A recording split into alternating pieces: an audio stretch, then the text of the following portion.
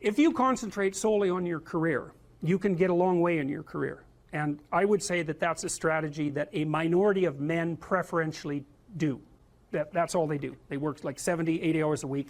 They go flat out on their career. They're staking everything on the small probability of exceptional status in a narrow domain. But it's hard on them. They don't have a life. It's very difficult for them to have a family. They don't know how to take any leisure activity. Like, they get very one-dimensional. Now, it may be that that unidimensionality is the price you have to pay to be exceptional at one thing, right? Because if you're going to be something like a genius-level mathematician, and you want to do that for, or a scientist, say, it's like you're in your lab all the time, you're working 70 hours a week or 80 hours a week, you're smart, you're dedicated, you're unidimensional, and that's how you get to beat all the other people who are doing that. It's the only way. But the problem is you don't get a life. Now, if you love being a scientist and you have that kind of focus of mind, well, first of all, you're a rare person, and second, you're going to pay for it. But fine, more power to you. But it's a risky business to do that. You sacrifice a lot for it. You know, and I would say most often, if you're speaking about having a healthy life, that isn't what you do. You spread yourself out more. So, you know, you have a family, you have some things that you do outside of work that are meaningful to you and useful. You have a network of friends. Well, those 3 things alone, or 4 things alone, are plenty to keep you well oriented. And then if one of those things collapses, you know, everything doesn't go. Now, the price you pay for that is the more you strive to optimize that balance, the less likely you are to be fantastically successful at any single one of them. But you might have a very, you know, if you consider your life as a whole, that might be a winning strategy. One of the things Carl Jung said, I really liked this. He thought that men went after perfection and women went after wholeness. There's something different at the top of the value hierarchy. So perfection would be stake it all on one thing and look for radical success. Not that all men do that, because they don't, but we're talking about extremes, at least with regards to the men that do that. The wholeness idea is more like, well, it's like I want one thing in my life to be 150%, or I want 5 things in my life to be 80%. Well, there's a lot more richness in a life where you have 5 things operating at 80%, but you're not operating at any of them at 150%. So, and I really believe this because I've watched men and women go through their careers now for a long period of time, and one of the things that, there's lots of things that produce this, but one of the things that I've noticed is that mostly women in their 30s bail out of unidimensional careers. They won't do them. They won't put in the 80 hours a week that they would have to put in order to dominate that particular area. And it isn't, the reason that they won't do it is because they decide it's not worth it. And no wonder, because why would that be worth it? You have to ask yourself that. It's like, well, you want to be an outstanding scientist. It's like, okay, really, that's what you want, because that means that's what you do. Because you're competing with other people, you know, they're smart, they're hardworking, and if you want to be at the top, you have to be smarter and work harder than any of them. And working hard means working long hours. I mean, it also means working diligently, but in the final analysis, it's also an additive issue. If I'm smart and hardworking and I can crank out for 70 hours a week, and you do it for 30, it's like, in 2 years, I'm so far ahead of you, you will never, ever catch up. So, anyways. And I think partly, maybe part of the reason too that women are oriented that way more than men, I think there's 2 reasons. One is socioeconomic status does not make women more attractive on the mating market, but it does make men more attractive.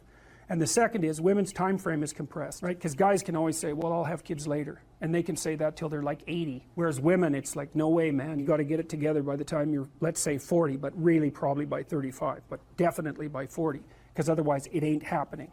And that's bloody dreadful. One of the common routes to extreme unhappiness is to want children and not have them. I wouldn't recommend that. You know, you see couples who are in their 30s. 1 couple in 3 over the age of 30 has fertility problems. That's defined as inability to conceive after 1 year of trying. 1 in 3.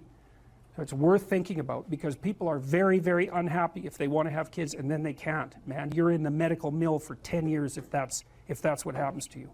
we've got a hypothesis that we're still working out that's supported to some degree by the relevant literature. So imagine that you're looking for a stable partner, right? So you might think, well, what do you want in a stable partner? And at least in principle, one of the things you don't want is too much mismatch between you and that person on the 5 fundamental dimensions. So for example, if you're really extroverted and you have a really introverted partner, you're going to engage in continual conflict about how much social activity the two of you should subject yourself to.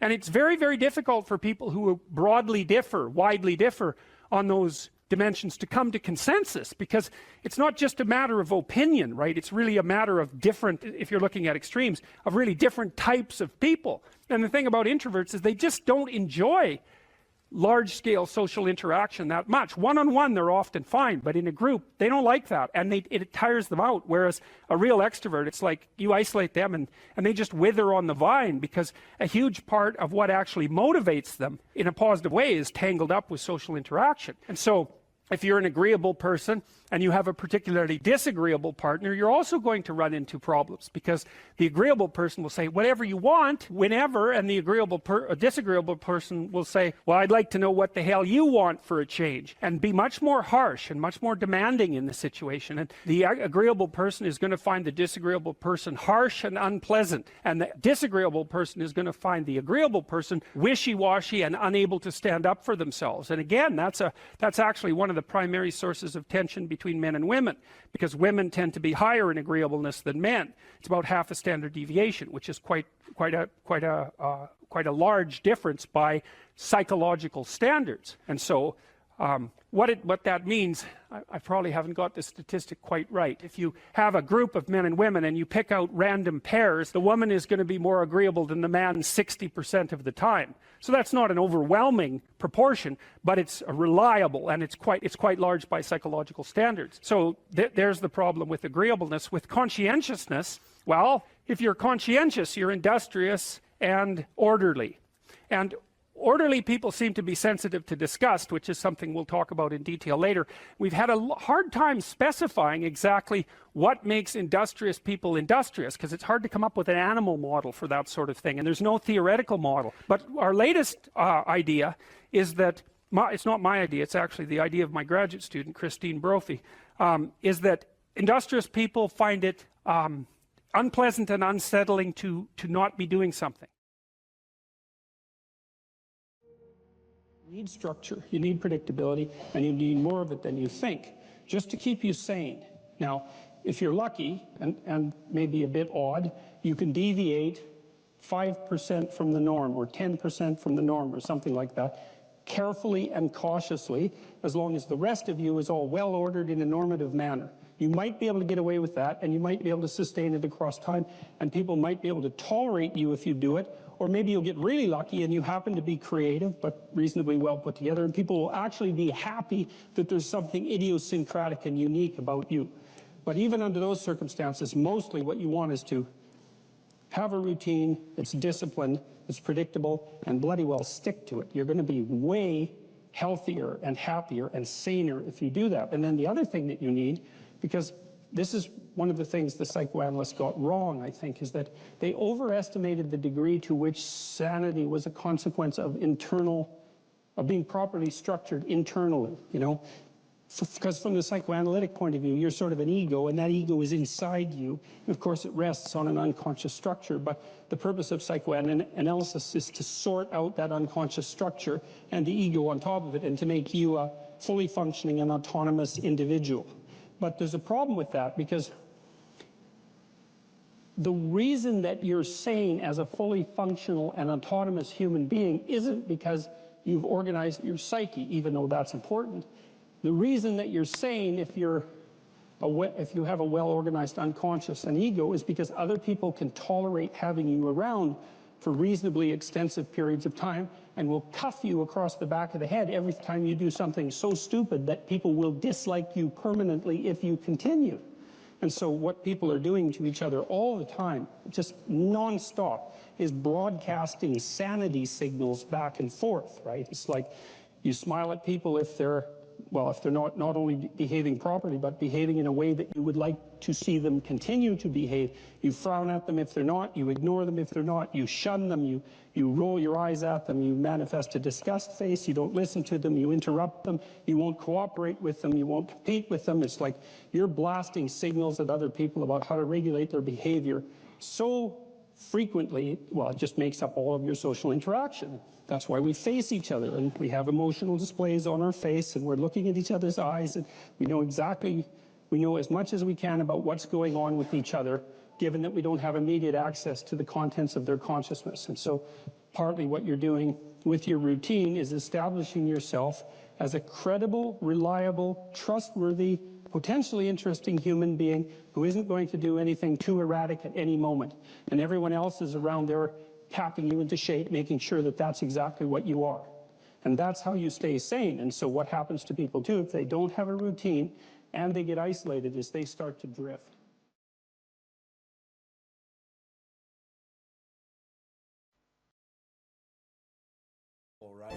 You don't know what's possible, and you're not as much as you could be. And so God only knows what you could do and have and give if you sacrificed everything to it. And that's the reason Abraham is constantly making sacrifices. And it's archaic, right? He's burning up like baby lambs, but like, well, they're alive, you know, that's something, and they're valuable, and that's something. You have to admit, even if you think about it as a modern person, that the act of sacrificing something might have some dramatic compulsion to it, you know, to go out into a flock and to take something that's newborn and to cut its throat and to bleed it and to burn it. Might be a way of indicating to yourself that you're actually serious about something. And it isn't so obvious that we have rituals of seriousness like that now. And so it's not so obvious that we're actually serious about anything. And so maybe that's not such a good thing. And so maybe we shouldn't be thinking that these people were so archaic and primitive and superstitious. It's possible that they knew something that we don't. And certainly in the Abrahamic stories, one of the things that maintains Abraham's covenant with God is his continual willingness to sacrifice. And it's so that sacrificial issue is so important, because you are not committed to something unless you're willing to sacrifice for it. Commitment and sacrifice are the same thing. And I think it borders on miraculous that those concepts are embedded into this narrative at the level of dramatic action, you know, instead of abstract explanation. People are acting this out, and the fundamental conception is so profound that it's really quite awe-inspiring. It's breathtaking, really, when you understand what message is trying to be conveyed. You have to make sacrifices, and what do you have to sacrifice? You have to sacrifice that which is most valuable to you currently that's stopping you. And God only knows what that is. It's certainly the worst of you. It's certainly that. And God only knows to what degree you're in love with the worst of you. So you move from the unbearable present to the ideal future. And you can't help that. You have to live in a structure like that. That's your house. That's another way of thinking about it. And if you want to get your house in order, and if you want it to be a place that you can live properly, then you have to plan the future that is perfect. And then I think, well, what does that mean? And it means it's good for you, right? And one of the things that I do all the time with my clinical and consulting clients is try to figure out what would be good for them. But we do more than that. We try to think, okay, well, how can we set this up so it's really good for you, and that all the side consequences of that are things that are good for other people? And so, because people are often also timid about trying to get something that's good for themselves because they feel that it's selfish or that they don't deserve it. So we set it up so that, well, look, we're going to set it up so that it's plainly obvious that this will not harm the structure of the universe. For you to have what you need and to do it in a way that's of benefit to other people. There's no downside to that. And so it's okay. It's okay if you reach out and take that. And one of the things that's interesting about the biblical stories, the Abrahamic stories as well, is that God doesn't really seem to be opposed to the success of the people that he's chosen.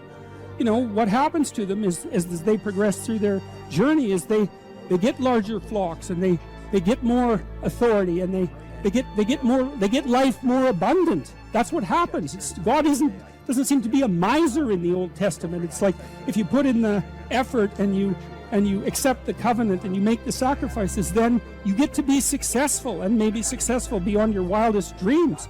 And that's actually seems to be okay with God, and that's pretty cool given that, that general notion of, but again, it seems to me that that's very good news, and that you also don't have to be perfect in order to have that happen.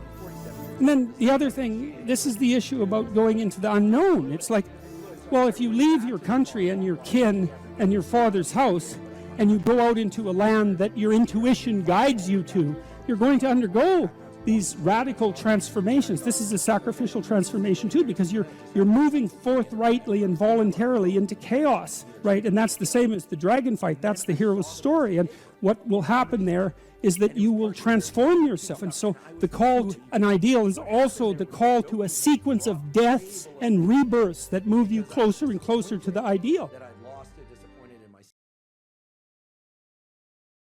You most want to find will be found where you least want to look. There's this old story that's from King Arthur, and King Arthur has these knights, right? They all sit around a round table, which means they're roughly equal. That's what the round table means. And they're off to find the Holy Grail, and the Holy Grail is the most valuable object.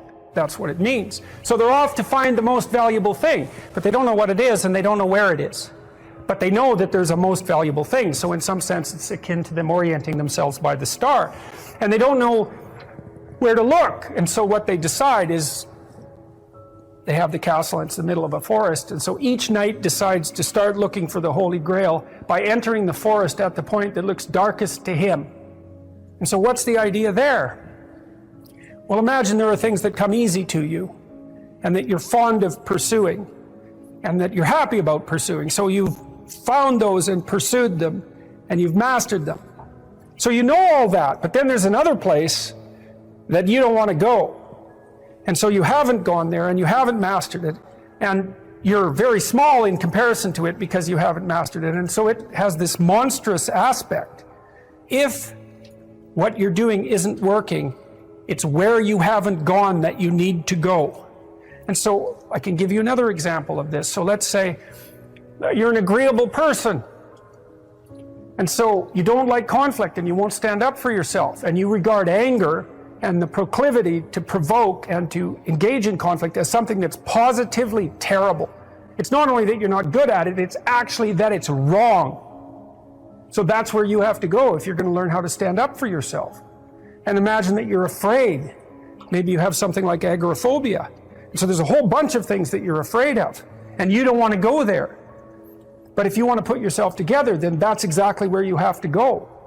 And so it's frequently the case that what you want to find is to be found where you least want to find it. And that idea is echoed in the prominent stories of dragons and gold. It's exactly the same idea. The dragon is this terrible thing. It's this terrible predatory thing that lives forever and is very, very wise. And it lives underground, and it'll kill you. It'll burn you up in a second. But it hoards gold. And so you have to go there into the dragon's lair if you're going to get the gold. And that's a representation of people's paradoxical relationship with reality. It's like you have to go out there and confront it in order to incorporate what it has to offer to you. But the probability that that's going to be intensely dangerous and push you right to the limit, first of all, those are actually the same thing. If it didn't push you to the limit, you wouldn't gain anything valuable from it. So you don't get one without the other. You don't get the gold without the dragon. That's a very strange, very, very strange idea. But it seems to be accurate. So all of that's lurking underneath this, in this imagery of the whale. Now, the whale, you can think of the story of Jonah. What happens with Jonah is that, roughly speaking, he's a prophet, and God tells him that he has to go to this city and straighten it out because it's veered off the path and it's heading towards doom. And Jonah thinks, I'm not going to that city to tell those people anything like that because they're not going to be very happy with me just showing up there and telling them, everything they're doing wrong. And so he hops on a boat and tries to get out of there. And then God conjures up this huge storm, and the boat is about to be swamped, and Jonah admits that it's actually his fault because God's upset with him because he got this direct command to go straighten out the city, and he ran off. And so they're not happy about this, but they throw Jonah overboard, and the sea's calm. And great fish comes up, a whale, and swallows him. And then he's down in the fish for 3 days, and it throws him up on the dry land, and then he's learned his lesson by that time, and he goes off to pursue his proper destiny. So that's echoed in this story as well, that if you don't follow the pathway that you're supposed to follow, the seas will become stormy for you, and something will come up and pull you down, and you'll be in a terrible place for some length of time till you learn your lesson. And if you're lucky, you'll get spit back up on shore, and then you can go do what you should do. Well, I mean, that's not a lesson that anybody needs to have interpreted. I think everybody understands that.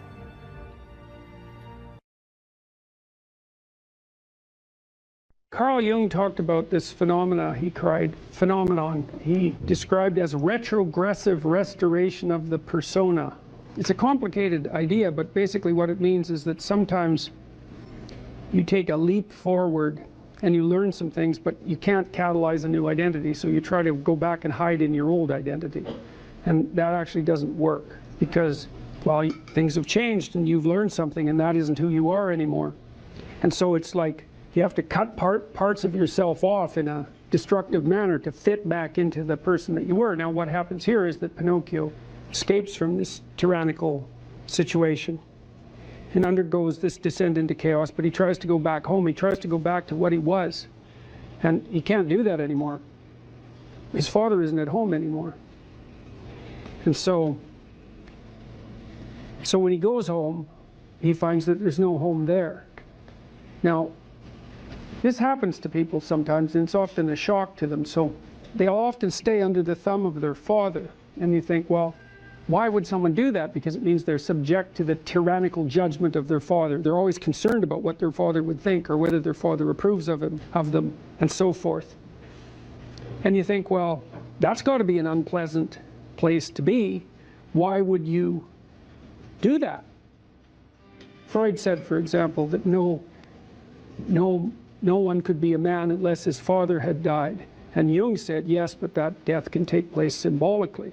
Okay, so there's that part of the idea. And then another part of the idea is, one of the times in your life when you actually realize that you're an individual is when you'll go and ask your parents something, and you'll realize they actually don't know any more about what you should do than you do. And that sucks.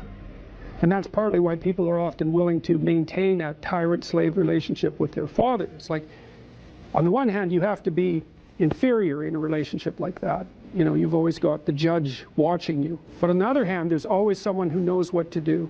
There's always someone standing between you and the unknown that you can go ask, what should I do? Well, at some point, you'll realize that the reason you can't ask that anymore is because they actually don't know any more than you do.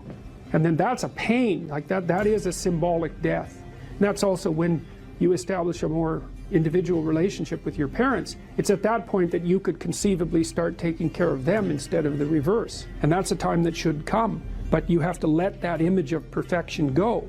And that exposes you. Well, that's what happens here. You know, Pinocchio goes home and he wants things to be the way they were, and he wants to stay under the careful care of the benevolent father.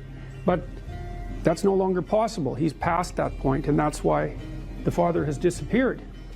And so Geppetto has gone off to look for Pinocchio because he also needs his son, but in any case, the house is abandoned. And so then we see inside the house that everything's covered with cobwebs and everything's gone, and Pinocchio and the cricket sit on the steps, and they're very concerned. First of all, they wonder where he went, so they're actually concerned that he's gone, but they also don't know what to do because there's just no going home. And so, you know, that's also the case that once you hit a certain point in your development, well, it's the same thing we already talked about. The answers that you're looking for are not going to be found in your parents' house. It's as simple as that. Now, you could artificially maintain your dependency, but, you know, if you do that for too long, things get pretty ugly.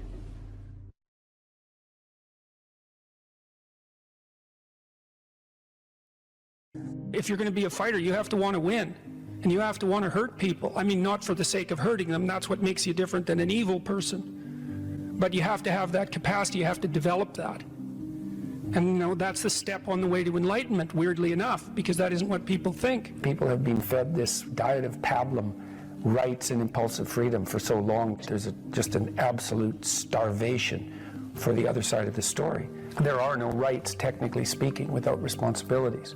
And all we've had for 60 years is a dialogue about rights. Well, that leaves a hole on the other side of the story. And it's a hole that's in people's hearts, essentially. Because responsibility, well, perhaps that's not more important than rights. Like I said, they're part and parcel of the same formula. But it's in responsibility that most people find the meaning that sustains them through life. It's not in happiness. It's not in impulsive pleasure. Those things blow away at the first ill wind. But to adopt the responsibility for your own well-being and to try to put your family together and to try to serve your community and to try to seek for eternal truths and to live them, that's the sort of thing that can ground you in your life enough so that you can withstand the difficulty of life. And when you tell people that, especially when you include yourself in the audience, let's say, and you're not finger waving from above, then everyone knows that it's true. There's been this attempt to identify masculine competence and power, let's say, but mostly competence with tyranny, and that's very, very hard on young men. It's also hard on young women, for that matter, but it's very helpful for people to hear that they should make themselves competent and dangerous and take their proper place in the world, because it's the alternative to being weak. And weak is not good. The people who shoot up the high schools, they're weak. They're weak. And life is a very difficult process, and you're not prepared for it unless you have the capacity to be dangerous. That doesn't mean that you should be cruel. It doesn't mean any of that. There's a statement in the New Testament, the meek shall inherit the earth. But the meek isn't well translated. It means something more like, those who have swords and know how to use them but keep them sheathed will inherit the world.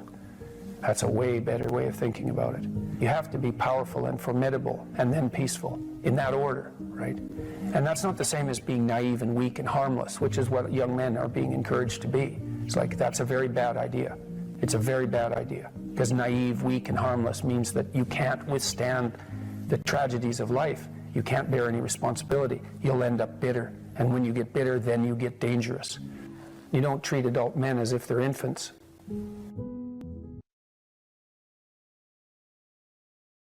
It took me a long time to understand what sacrifice meant, because on the surface of it, especially the way it's acted out, like burnt offerings and that sort of thing, it just seems like, well, it seems so archaic and distant from us that it's not really comprehensible. But partly from reading Jean Piaget, I started, and Nietzsche for that matter, I started to understand that people often acted out conceptions before they understood what they meant. You know, and we act out a lot of things we don't understand because we're much more complex than we can represent. So we're always acting out things we don't understand. But so there's this idea in Cain and Abel that you have to make sacrifices in order to stay on the good side of God. And so I thought about that practically, say, not so much metaphysically, but practically, and realized that that was equivalent to the discovery of time, of the future, because we do act, and this is a peculiar discovery of human beings, and maybe a consequence of our expanded intelligence, is that we're actually aware of the future. And we actually treat the future as if it's something that you can bargain with.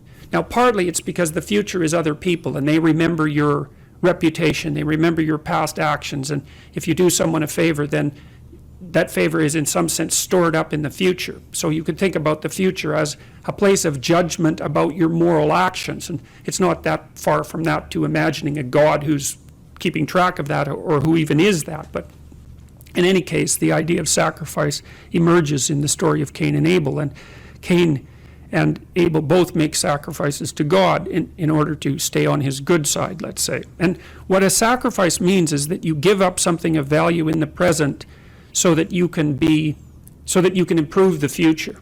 And you know, that's no different from what we call discipline. It's exactly the same thing. It's just the concretely acted out version of that. And so, you know, the idea basically was that, well, God was in the transcendent heavens. And the first question would be, well, why is that? And it's like, well, if you go out on a really dark night and look up at the sky, you have a sense of what's beyond you, what's transcendent, what's infinite, and so to associate that with the highest of values is a reasonable association, right? From an emotional point of view. So it's not particularly primitive. It's a smart metaphor, or it's a smart intuition. And it's above you. And we tend to think of when you're moving towards an ideal that you're moving up, that you're moving above, you're moving to the mountaintop, right? You're going up, not down. And so it all sits within that same framework. And it's partly because when you go up, like on a mountain, you can see for long distances, right? So all those things are tangled together. So anyways, so the idea is that you have to give up something of value now so that you make the future better. And sometimes it's even something you love now, and that's a good example too, because often the things that stop us from moving forward are our attachments to things that we should no longer be attached to, right? And in fact, you can almost make that definitional. If you're not moving forward in your life, there's a high probability that you have some idea or some mode of action or some habit that you're so in love with that you won't let go of it. So all right, so Cain and Abel make sacrifices, and there's kind of a hint in the story that it's just a hint that Cain's sacrifices are sort of second rate. But in any case, it's ambivalent, hey? But Abel, he just does wonderfully well, and everything works out for him. And everyone knows people like that, And so God accepts his sacrifices, but for some reason he rejects Cain's. And maybe it's the arbitrariness of God, or maybe it's because Cain's heart isn't in the right place when he's making his sacrifices, which is more likely. And so Cain goes and has a chat with God, and he says, basically what he says is something like, how in the world can you possibly justify this universe that you created? You look at me and I'm breaking myself in half trying to adapt and to make things right, and it's not working. And then there's this Abel character, and things come easy to him, and everything is flourishing for him, and so, what the hell? And if you don't understand that question, then you're not thinking, because it's very, very frequently the case when a serious catastrophe besets you in life, that you essentially ask exactly that question. What's the meaning of life? What's the purpose of the world? How come there's suffering? And it's easy to become resentful and vengeful as a consequence of that. And so you got to think about what state of mind having your sacrifices rejected puts you in, especially when you see someone who's successful, because that's where the jealousy and resentment starts to fester is probably the right word. And so God says to Cain exactly what he doesn't want to hear, which is, well, yeah, okay, but you have made lots of mistakes in your life. So he basically says sin is at your door like a predatory and sexually aroused animal, and you've invited it into your house to have its way with you and produced something creative as a consequence. So he's used a sexual metaphor, and so that you've willingly gone down the negative path, and you've allowed that to enter into you and to operate in a creative manner, and you've spun off all these terrible thoughts and this justification for not acting properly, and that's why things aren't going well for you, and so don't lay that at my feet, which is the most brutal possible message he could have got. And so then he leaves the presence of God, let's say, and it says in the story that his countenance fell, which meant he was basically enraged. And so what does he do? He goes out and kills Abel, and then that's a very fascinating idea, because Abel is his ideal, so he kills his ideal. And when you kill your ideal, you're lost. And then he does that to take revenge on Abel, but also to take revenge on God, which I think is extremely interesting and a deep, deep idea. Like these kids who shoot up high schools, for example, you cannot understand what they're doing unless you understand the story of Cain and Abel. You cannot understand what possesses them until you can understand that someone, even someone who doesn't believe, it doesn't matter, it's the psychological state of mind that matters, is they're out for revenge on being itself. And that's why they produce as much mayhem as possible in the shortest period of time. That's why they sacrifice innocent people, because it's much more vengeful and demonstrative to kill innocent people than to kill guilty people, right? Because it's a worse sin, so to speak. And then they kill themselves. And they kill themselves as a final demonstration of their belief in nihilism and the horror of existence. Because you might say, well, why don't they just kill themselves first and save everyone the trouble? And there's narcissism in that too, because they know their names are going to be splashed across the page. That's their notoriety instead of their accomplishment. And of course, the media is unbelievably complicit in that. So when you're talking about motivation for evil, then you have to understand what it is that's driving it, and it is a deep resentment about the structure of being for being saturated with suffering, but also for rejecting your sacrifices, and that that produces the bitterness of failure. And I'll stop with this. One of the things that's really interesting about the Old Testament is that, and the Jews in the Old Testament, is that they don't take the path of Cain. Every time they're walloped by God, which is like fairly frequently, they say, we must have done something wrong and we have to set ourselves right. And that's an unbelievably heroic attitude, because that's the alternative to cursing fate. It's like you take the responsibility for failure onto yourself.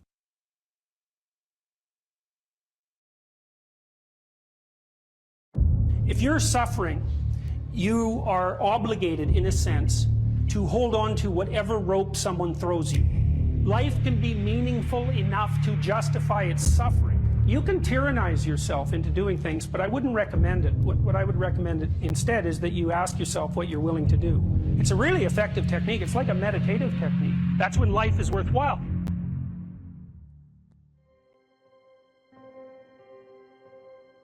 I don't know exactly what's going to help you, but don't arbitrarily throw out any possibilities because you might not have that luxury.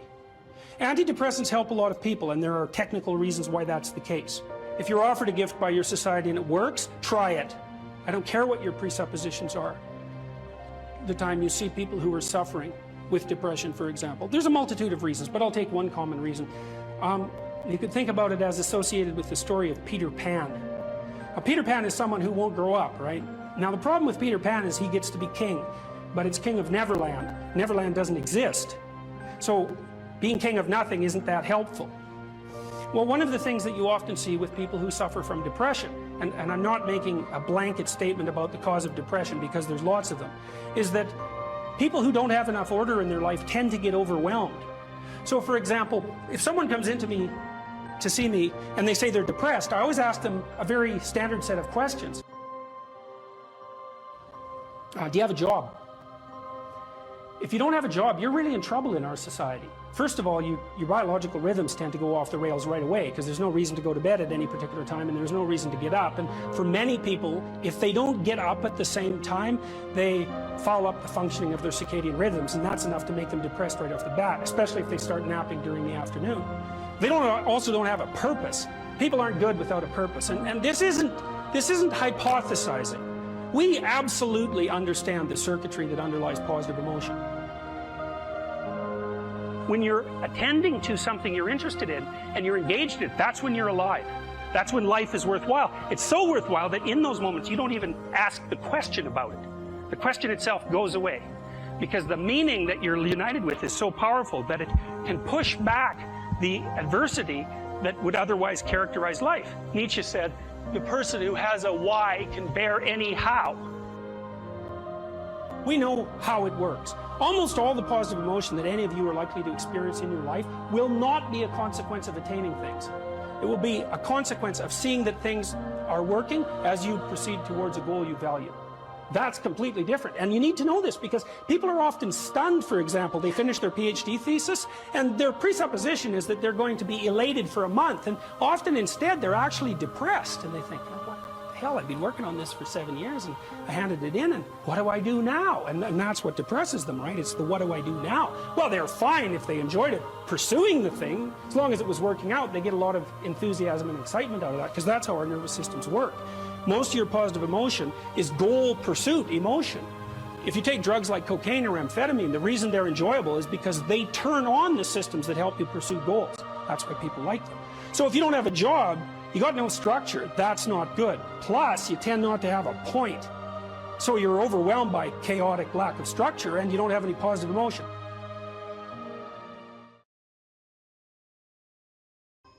So as men move into their careers, how might responsibility and purpose be conceptualized? Well, look, so I always start from the fundamental observation that life is characterized by a fair bit of suffering. There's a tragic element to life. Tragedy tainted by malevolence. And what that poses a problem, and the problem is, well, what can sustain you through suffering and tragedy? betrayal and illness, death, loss, disappointment, frustration, confusion. And it's not hedonism. It's not happiness, not if you conceptualize happiness in this narrowly pleasure-seeking hedonic way. First of all, that doesn't iterate very well. You know, you can drink 26 of vodka one night, and that might be a pretty fun night, but you know the next 2 or 3 days are not going to be so pleasant, and you'll probably do at least 5 things that you seriously regret, assuming you can remember what they are.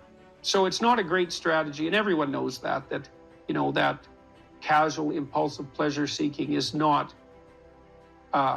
it's not a good game. Everyone knows that. And that doesn't mean you should be afraid to try it, right? That's entirely different. You need to bash yourself around a bit. What did William Blake say? Wisdom through excess. There's definitely something to that.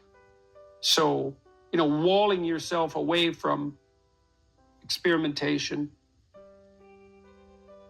that's not a good idea. But falling prey to indulgences, that's a catastrophe.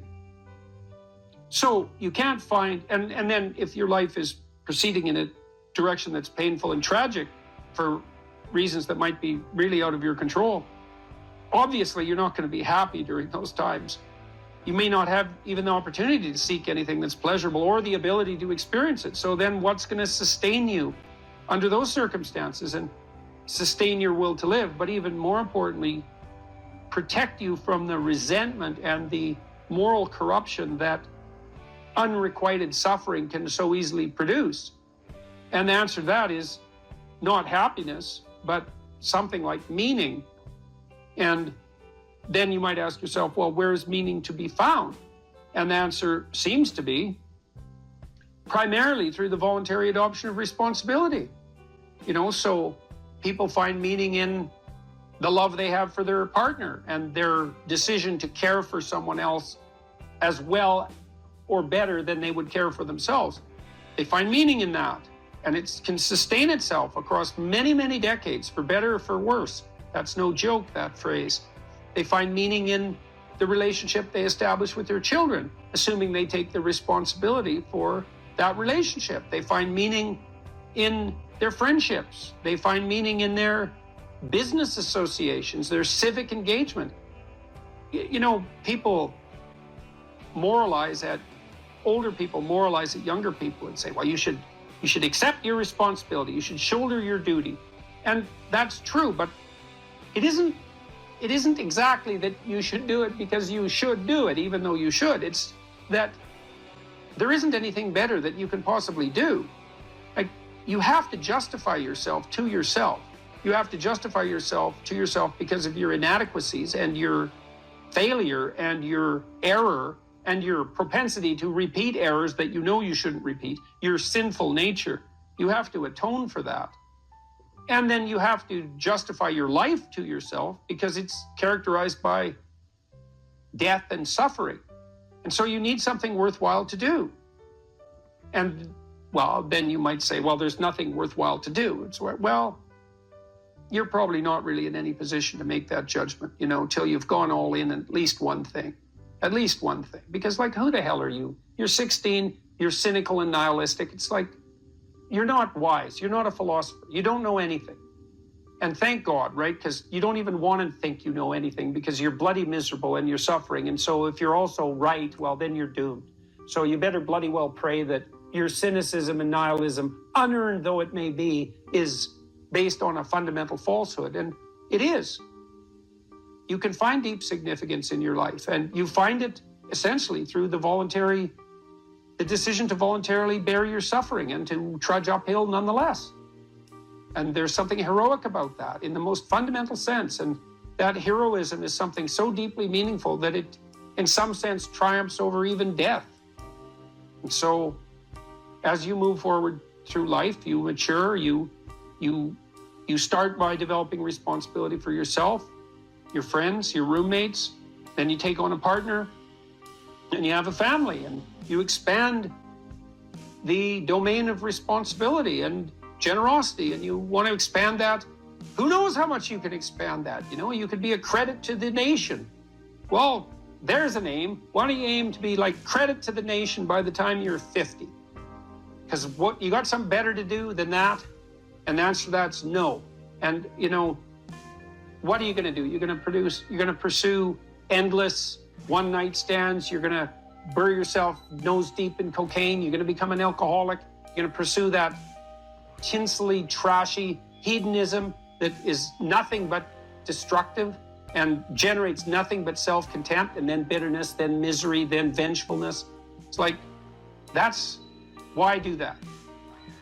I mean, it's easier in some sense, right? Although it's not, because it's rife with catastrophe and suffering. So it's way better to take on, to envision yourself as, that's the cross image fundamentally, right? The pathway to redemption is to bear your cross up the hill voluntarily. It's a hell of a thing to ask, right? Because you have to accept the fundamental limits of your mortal vulnerability. And you have to say to yourself, I will do good nonetheless. Right? And that's not obedience. That's not naivete. That's a cold decision, man. So everyone great makes that decision. So make that decision, because maybe you're great. It doesn't matter what your personal circumstances are. There's always something that isn't right near you, isn't correct, isn't laid out properly, that you could just fix if you wanted to. There's no shortage of opportunities to do that. You can do that in your own mind. You can do that in your own room. You can do that in your own household, in your local community. And maybe if you get good at doing it at all those levels, then you can start to look beyond that. If you adopt an attitude that the role that you should play is to make things better wherever you are, however you can, that what would actually happen would be that things would get better wherever you are. The world shifts itself around your aim, because you're a creature that has an aim. You have to have an aim in order to do something. You're an aiming creature. You look at a point and you move towards it. It's built right into you. So that sets up the world around you. It organizes all of your perceptions. It organizes what you see and you don't see. It organizes your emotions and your motivations.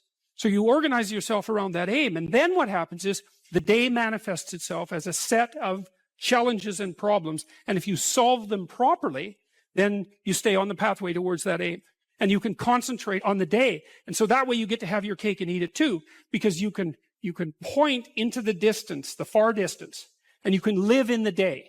And it seems to me that makes every moment of the day supercharged with meaning, because if everything that you're doing every day is related to the highest possible aim that you can conceptualize, well, that's the very definition of the meaning that would sustain you in your life.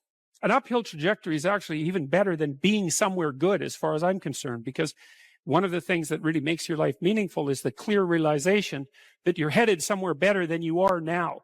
And then it's even better if you also understand that there's a direct causal relationship between the things that you're doing and the steepness of that incline. There's two modes of being in the world, right? There's one where you adopt the responsibility for living properly, for being properly, and you make the sacrifices necessary for doing that, and then everything will flourish properly. And the other one is a pathway of resentment and bitterness and rejection and genocide. If you make your life 0.1% better a week, man, in 2 or 3 years, you're in such a better place than you were that it isn't even like the same domain. And if you keep that up for 10 years or 20 years, you know, especially if you're young and you start early, you start to straighten yourself out and fix the things that you can fix.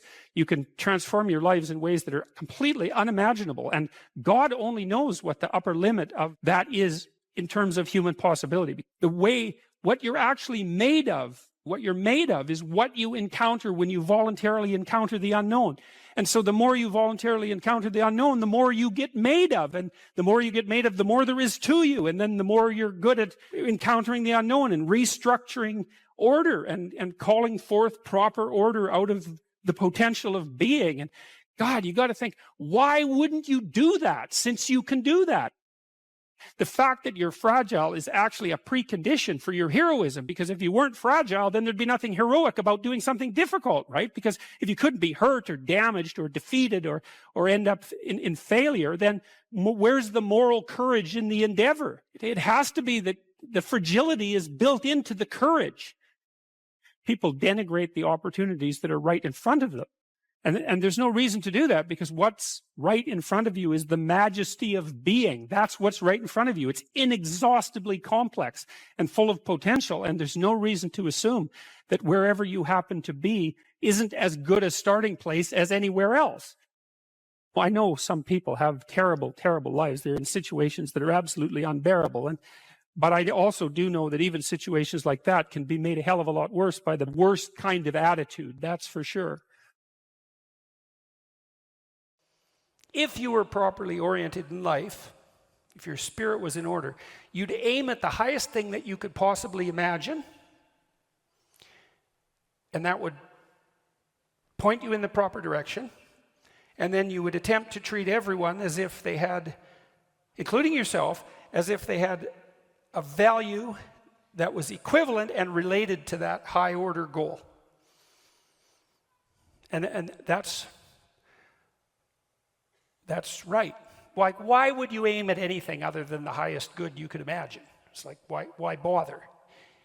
Almost by definition. If you're going to aim, you might as well aim at what's good. If you're going to aim at what's good, you might as well aim at what's best. And maybe if you aimed at what was best and you managed to progress towards that, it would even be better if you could take everybody along for the ride. And even if you're too cynical and bitter and faithless and nihilistic to think that's a good idea, you can at least see the logic in it and the utility in it, the beauty in it. I'll give you another example. In the story of Exodus, there's a scene before Moses is called on by God to act as a leader of his people. And it's very interesting because the story lays out how you become a leader, like an actual leader, not a tyrant, not someone who's manipulating, not someone who's out for himself, but an actual leader. And that's a very difficult thing to get right. So in this scene, Moses is out walking along a path and minding his own business, and something sort of glimmers and gleams and glistens in the periphery of his vision, and he takes the time to deviate from his path and to investigate it. Now that's worth thinking about, because it means something like this. You know, you're going about your business and something captures your attention, something captures your interest. And that's an interesting way of thinking about it too. Something captures your interest. And that's sort of how what's interesting makes itself manifest. You can't exactly choose what you're interested in. It sort of chooses you. And then you can decide whether or not you're going to pursue it or not, or ignore it, and you can decide how seriously you're going to pursue it. But you know perfectly well, you know this from being in school, even if you know you should study for a test, if you're not interested in the subject, it's virtually impossible. You can beat yourself with a stick and you can force yourself to do it, but you're going to fight yourself, and you're probably not going to do that great a job. Depends to some degree on your discipline. Whereas if you're interested in it, it captures your attention, and then you pursue it, it's no problem. You enjoy it, like it engrosses you, and it's much easier to learn and to remember. And that's a real mystery, right? I mean, that's the sort of mystery that if you think about with any degree of seriousness, shows you how the world is constructed in a manner that's unlike what you might think. That things call to you. People often wonder how they should decide what to do with their life. And one answer to that is, well, you should see what interests you. You should pay attention to that. And there's kind of two parts to that, because things that interest you, they come in two flavors. One is positive. You're interested and engrossed. There's something you love. some opportunity that beckons, some doors that open, and you can see them, and you're eager and enthusiastic to move in that direction. And you find yourself compelled and motivated and enjoying what you're doing.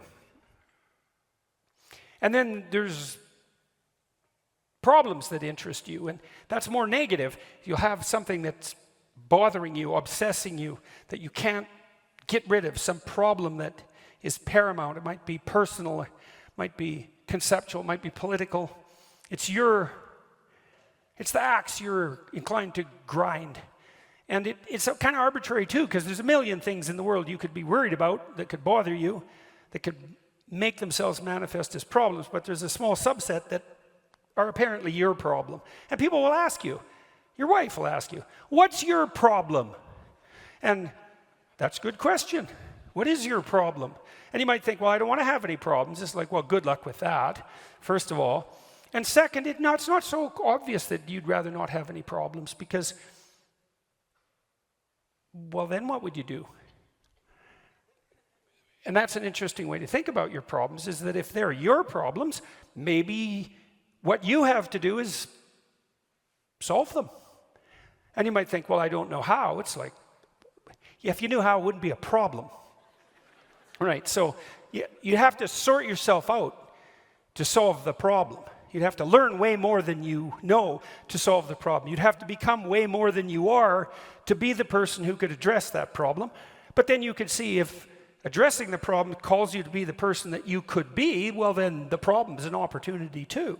And so then you might think, well, destiny calls to you in the form of opportunities that beckon and problems that compel.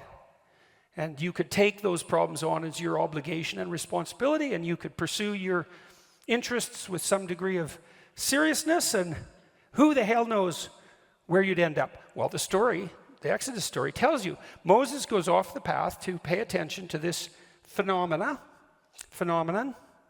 that captures his interest. Phenomenon, the word is from a Greek word, phanisthai, which means to shine forth. And things do that in the world all the time. They capture your attention. That's what happens when you fall in love.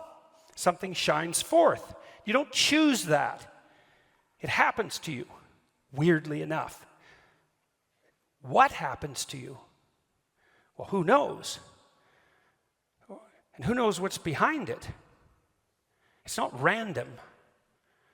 That doesn't mean it's comprehensible. So Moses goes and checks out this phenomenon, and he approaches it, and as he gets closer, he can see that it's a living form. It's a bush. It's a tree.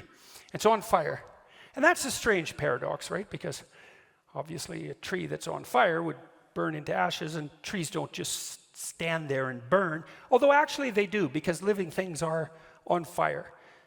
They oxidize and they transform, and everything living is like that. So everything living is a combination of being and becoming, and that's particularly obvious in the case of living things, but it's true for everything, because nothing is static in its form.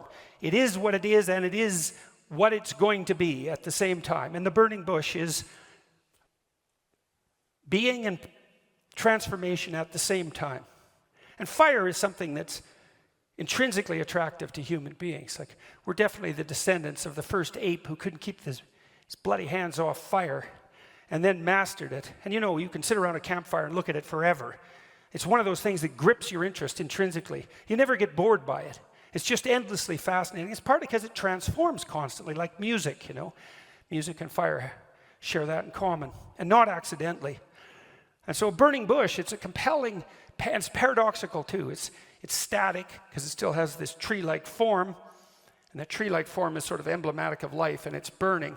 And so Moses is very focused on this, and he approaches it more and more closely, and a voice appears, speaks out of the bush and says, "Stop, you're beginning to tread on holy ground."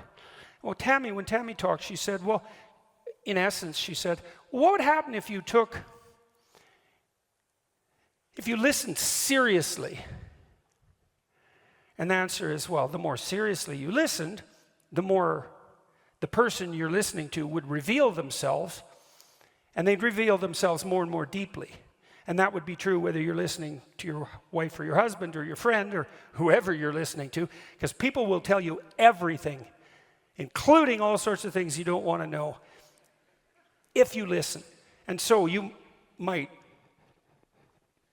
come to understand that if people aren't telling you, then you're not listening. And if the people around you aren't that interesting, it's because you're not listening. If you were listening, they'd be so interesting you wouldn't even want to be anywhere near them. The people are no shortage of interesting, because people are crazy and strange and demented and peculiar, and they're full of twists and tangles and snakes. And if they tell you what they're really up to, man, it's interesting. People don't get what they want is because they don't actually figure out what it is. And the probability that you're going to get what would be good for you, let's say, which would even be better than what you want, right? Because, you might be wrong about what you want easily. But maybe you could get what would really be good for you. Well, why don't you?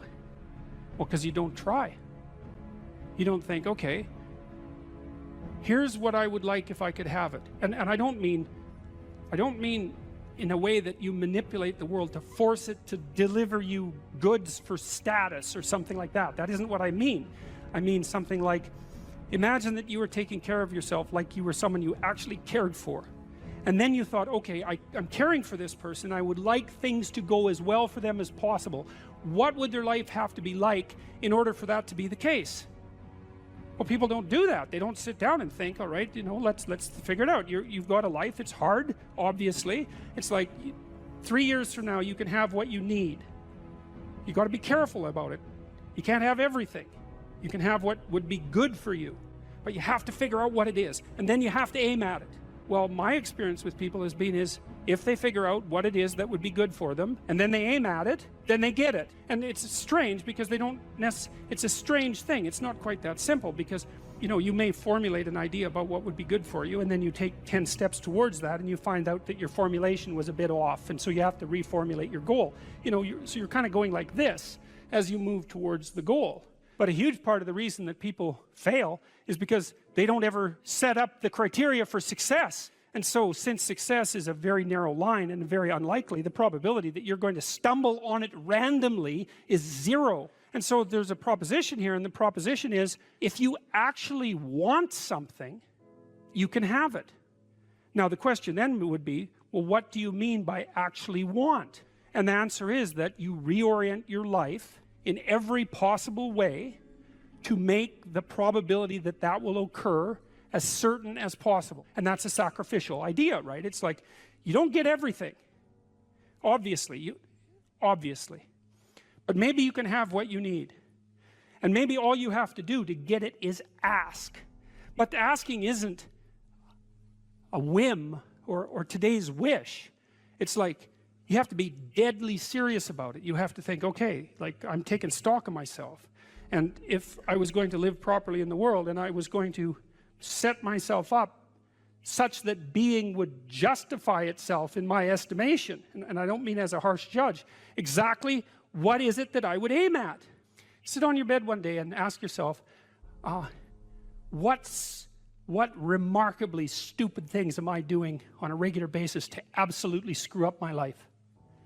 And if you actually ask that question, but you have to want to know the answer, right? Because that's actually what asking the question means. It doesn't mean just mouthing the words. It means you have to decide that you want to know. You'll figure that out so fast it'll make your hair curl.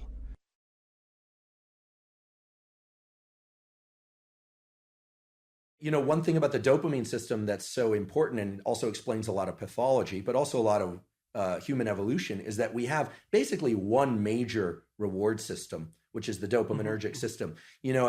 I sometimes like the analogy that, nowadays you hear about cryptocurrency, or the dollar versus the euro versus the this versus the that. There's only one currency in all of reality, actually, and it's dopamine. Whether or not it's the dollar-backed dopamine, or it's euro-backed dopamine, or Bitcoin-backed dopamine. In the end, whether or not someone has $1 billion or $2 is really that currency resides as something that's transacted in the real world, but their notion of power and potential is dopaminergic. And so too, the potential for mates, the potential for food, how much food you have, how much meat you have stored in the freezer tells you a lot about your security and well-being for you and your family, right?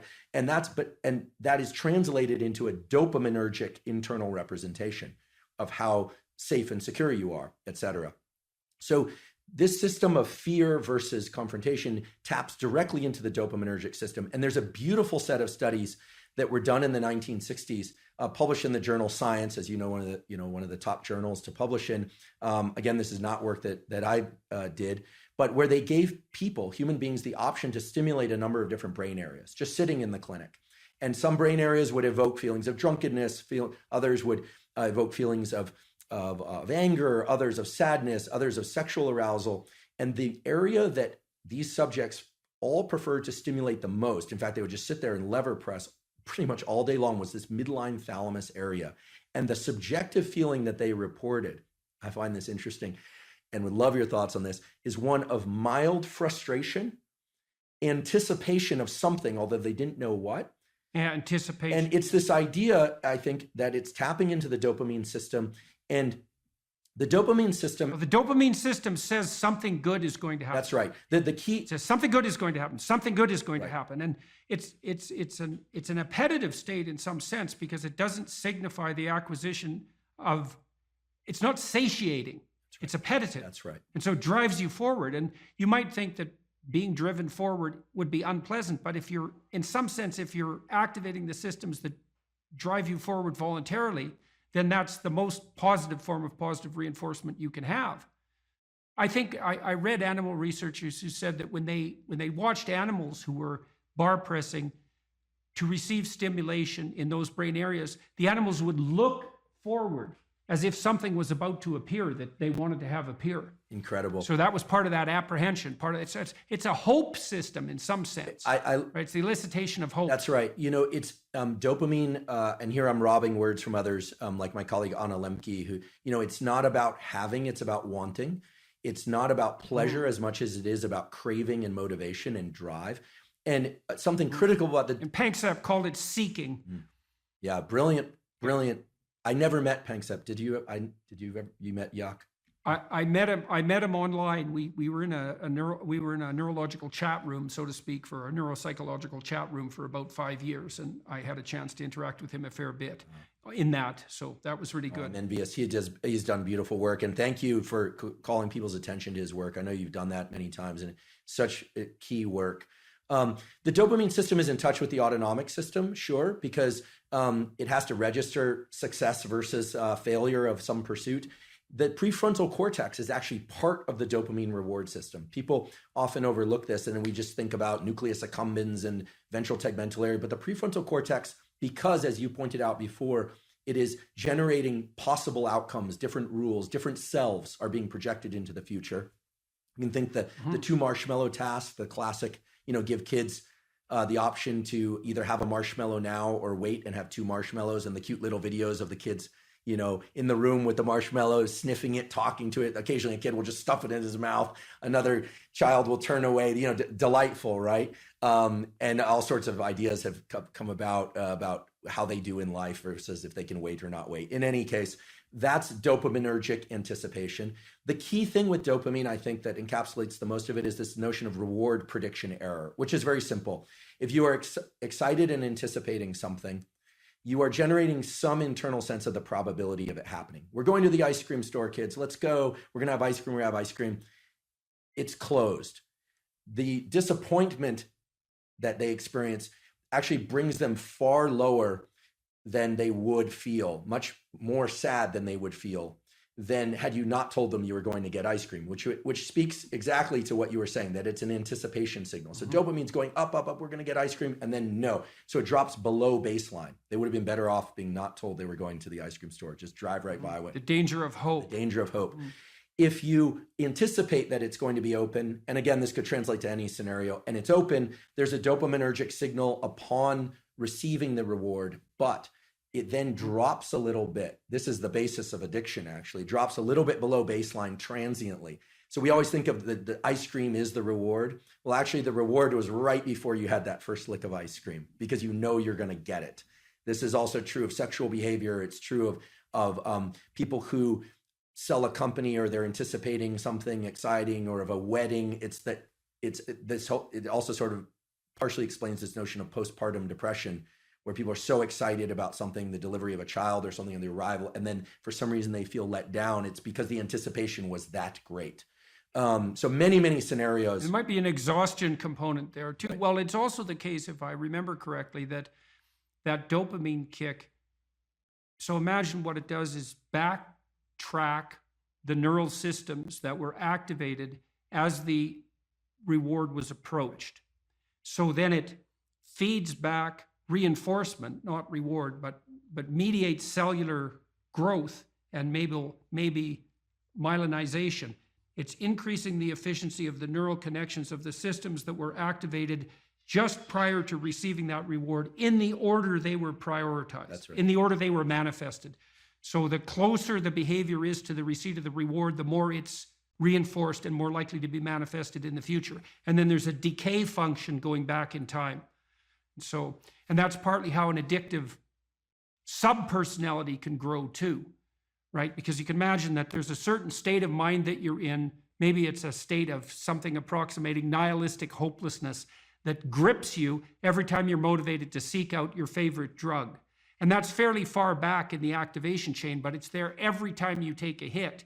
So what happens is the dopaminergic reinforcement produced by the drug reinforces that nihilistic hopelessness that drives the drug-seeking behavior. That's right. And that's how, in part, you develop a monkey on your back. Yeah, I love the example, even though I'm sad that it happens for people. I love the example because what you're saying is that, and it's exactly right, that the memory for events and states of mind and emotions that preceded a successful collection of reward or arrival at reward is set into a huge number of motor commands, some of which are subconscious. And the ultimate dopamine signal, actually I experienced this the other day. I can give an example. My girlfriend and I decided to go to the beach. We were going to do this little ritual that we've been talking about doing for a while. And I had on a piece of paper what we had written out we were going to do. And I had it in my back pocket. And we got to the ocean and the sun was setting. It was sort of perfect timing for this. And the piece of paper was gone. And I thought, oh my goodness, how did I screw this up? Like, of all the things, I'm supposed to, I'm 47 years old. This is like, I should be able to do this, Get your I act blew together. it. I blew it. So I went back to the car, long walk, looking everywhere. It was not a windy day, but I thought, gosh, where's this piece of paper? Looking around, didn't find it. Went all the way back to the car, wasn't in the car, came all the way back. And I was walking toward her. I saw her and I thought, okay, this is really embarrassing. I'm going to just have to wing it or remember. We didn't have our phones intentionally either, so we couldn't look it up. And then I saw the piece of paper on the beach and it was partially buried in the sand. I picked it up and I was elated. What happened there was my dopamine had dropped way below baseline because I was disappointed that I'd lost it, disappointed in myself, et cetera. And then I found it. Right. So your anticipation was for nothing. Exactly. So you got punished by yourself for that. Exactly. Because that should be eradicated. If you're highly anticipatory and it doesn't make itself manifest, then you were seriously wrong. So you're going to take an emotional hit as a consequence of that. I think that's also associated, that emotional hit, that pain that you feel, I think that's actually associated with the beginning stages of the death of the systems that mediated that initial response. Because you should eradicate systems that make you anticipate that don't work, right? And that means those systems, which are already instantiated and alive in some sense, have to decay and die. And it strikes me as highly probable that you're going to pay a price in something approximating pain for the death of those malfunctioning systems. It's also because why wouldn't they fight for their lives to some degree? Why wouldn't they resist the decay and death that might be necessary to keep you going? Why? There should be some pain associated with that logically, because it is a biological transformation. Yeah, it's an interesting a lens to view it through. That self image that I had in that moment of, I'm the responsible partner who can take care of a simple thing, right? For this nice little ritual that we'd been talking about doing for a while. I failed, right? So that part. Well, it's also so interesting. You think about that. This is a depressive cascade, and it's very hard to bind, because imagine you anticipate something and then you make a mistake. Now the question then becomes, how significant is the mistake? And one view of your error would be, well, the paper blew out of my pocket and that could happen to anybody. And the more catastrophic interpretation would be, and it's an extension of the thought path that you started to walk down. Well, I'm near 50 years old. I should be much more responsible than this. And there's something wrong with me as a person. And then a depressive person would go even further. They'd say, well, not only is there something wrong with me in this decision, this is a decision like every other decision I make right now. I never make a good decision. In the past, I've never made a good decision. And there's no way I'm going to change in the future. And so the depressive takes that punishment response, let's say, that's a consequence of failed anticipation, and can't bind it. It just takes out all of their potential future selves. That's a good way of thinking about it. Yeah. And so then they're in a depressive pit. Yeah. So that's too much learning from failure. Right. I'm really I'm grateful for your insight on this, because indeed, if I'm honest, my thought train went to the point of I didn't think, I'm a total failure because I lost this piece of paper. I thought to myself, well, if it were a priority, I would have ensured I wouldn't have lost it. Right. She'll interpret it as not being a priority. Like, where are my priorities? Am I overspent? What's going on? You start to sift into the full set of questions. And then, of course, finding the paper resurrects the sense of self. It was, I think it was in that movie, Pulp Fiction. Yeah, well, that binding problem is really tricky, because so there's some good rules of thumb for that, which is one of the rules of thumb for that's extremely useful, that's socially instantiated, is innocent until proven guilty. Right, so you might say when those thoughts come up, because they're adversarial and accusatory thoughts, you might say, well, that is part of the realm of possibility, but I shouldn't. When your child does something wrong that's minor, you don't say you're a rotten kid, right? You bind it. You say, look, kid, here's a bunch of things you're doing right. But in this particular example, specific situation, here's the minimal thing you did incorrectly and how to alter it. And it's a really good habit of mind. It's like to address towards yourself as well as to other people, which is to say, well, what's the minimum crime that I'm responsible for in this moment? And that's part of this miracle of the presumption of innocence, and especially without proof. And a lot of what I did in my clinical practice to people who had a depressive temperament was help them make a case for themselves. It's like, well, maybe you're as bad as you think you might be, but maybe not. Let's take the contrary argument. Let's make you as innocent as you can be in this situation, and only narrow the repair to the absolute minimum that needs to be manifested.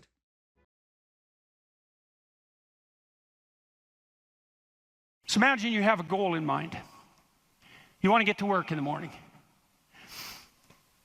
I used to ask my students a question like this, is like, what? Maybe they're going to write an essay. Why are you writing the essay? Why are you in class? Well, I'm in class because I need this class because it's part of my major.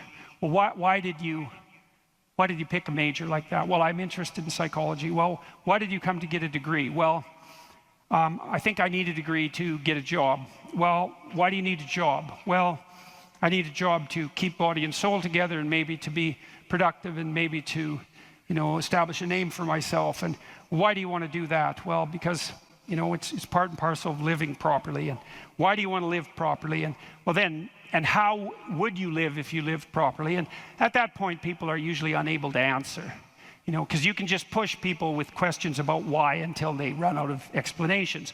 But the point is that you're always doing whatever you're doing because what you're doing is nested in a sequence of goal-directed actions. And those can be more or less sophisticated. If you're not very sophisticated at all, the nesting might be like 2 structures deep. Maybe you're, you're bored and you want to go get drunk, and why? Well, because you don't want to be bored. And if someone pushes you a little farther than that, you hit them. And, you don't want to delve into it. But if you're sophisticated, you have a pretty good hierarchy of answers. So you might say, well, why do you want to be a productive and generous citizen? And like I said, people usually bottom out there, but you could say, well, that's part of reciprocal altruism, and if I'm productive and generous, then that'll encourage other people to be productive and generous, and if we're all productive and generous together, then there'll be more for everyone, and we'll all get along better, and we'll get along for a longer period of time, and that'll make us all more stable, and that'll make our societies better. And then you might say, well, why is that relevant? You might say, well, because the alternative to that is something like a descent into something approximating hell, and so that's part of a reflection of the divine order and the eternal battle between good and evil. And then you could push it farther than that, and you could say, well, are you going to be on the side of the redemptive hero, or are you going to be on the side of the eternal adversary? Like, you can keep digging down farther and farther, and the farther down you dig, the more you get down into what you might describe as the implicit religious substrate. And it's very much useful to know that and to make as much of that conscious as possible. So now imagine that you've come to this talk tonight because you've decided to aim up. And maybe you haven't formulated that precisely explicitly, but something is driving you in this direction. And then you come to the talk and you find out that I'm talking about something that isn't what you expected, and it doesn't seem to be moving you along on your pathway forward to that end. And what's going to happen is you're going to be disappointed. And you might be anxious too. You're going to be disappointed because disappointment signals that you're experiencing something that's not relevant to the goal that you are attempting to pursue, and that might in fact be interfering with it. That's what negative emotion does. And maybe if you're disappointed in what I say, that also makes you anxious because you assumed that you would come here and I would say something relevant, because you assumed that you knew who I was, and then it turned out that I didn't, and then you don't know who I am, and then you don't know what you're doing here, and then you get anxious. And the reason you get anxious is because that's what anxiety is for. It tells you when the pathway to your goal has been disrupted, so multiple pathways have now emerged. So imagine you're driving your car to work and it quits.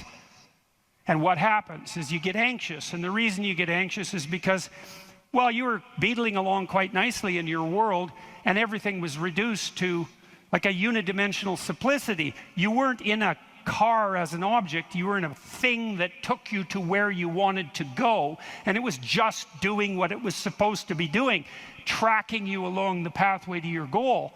And then it fails and you're off on the side of the road, and you get anxious because how the hell are you going to get to work? And what if you don't get to work? And is your boss not going to be very happy with you? And maybe this is the third mistake you've made this week. And what if you get fired? And weren't you an idiot for buying this car? Maybe you shouldn't have a car at all. Maybe you should have walked to work. And maybe you should take a bicycle, because after all, that would save the planet. And and maybe now you have to take your car to a mechanic, but the last time you went to the mechanic, you got ripped off because you're too stupid about vehicles to manage one, and you're kind of stupid about technology in general. And aren't you stupid? And maybe you're too stupid, and isn't your wife going to? That's anxiety, right? And that's the emergence of a multiplicity of pathways, right? And so what anxiety signifies is the degeneration of an attentional hierarchy into multiplicity. And the reason you get anxious and it feels bad is because now your body can't compute how much energy you have to put out in order to get to your goal. And so you can't organize the world. You're apt to use more resources than you'll replenish. And if you continue to do that, then you'll die. And so anxiety is a signal that complexity has reemerged, chaos. That's the eternal dragon of chaos. Chaos has reemerged because your narrative has collapsed. And so that's negative emotion. That's what negative emotion signifies, is that it's the collapse of an organizing narrative.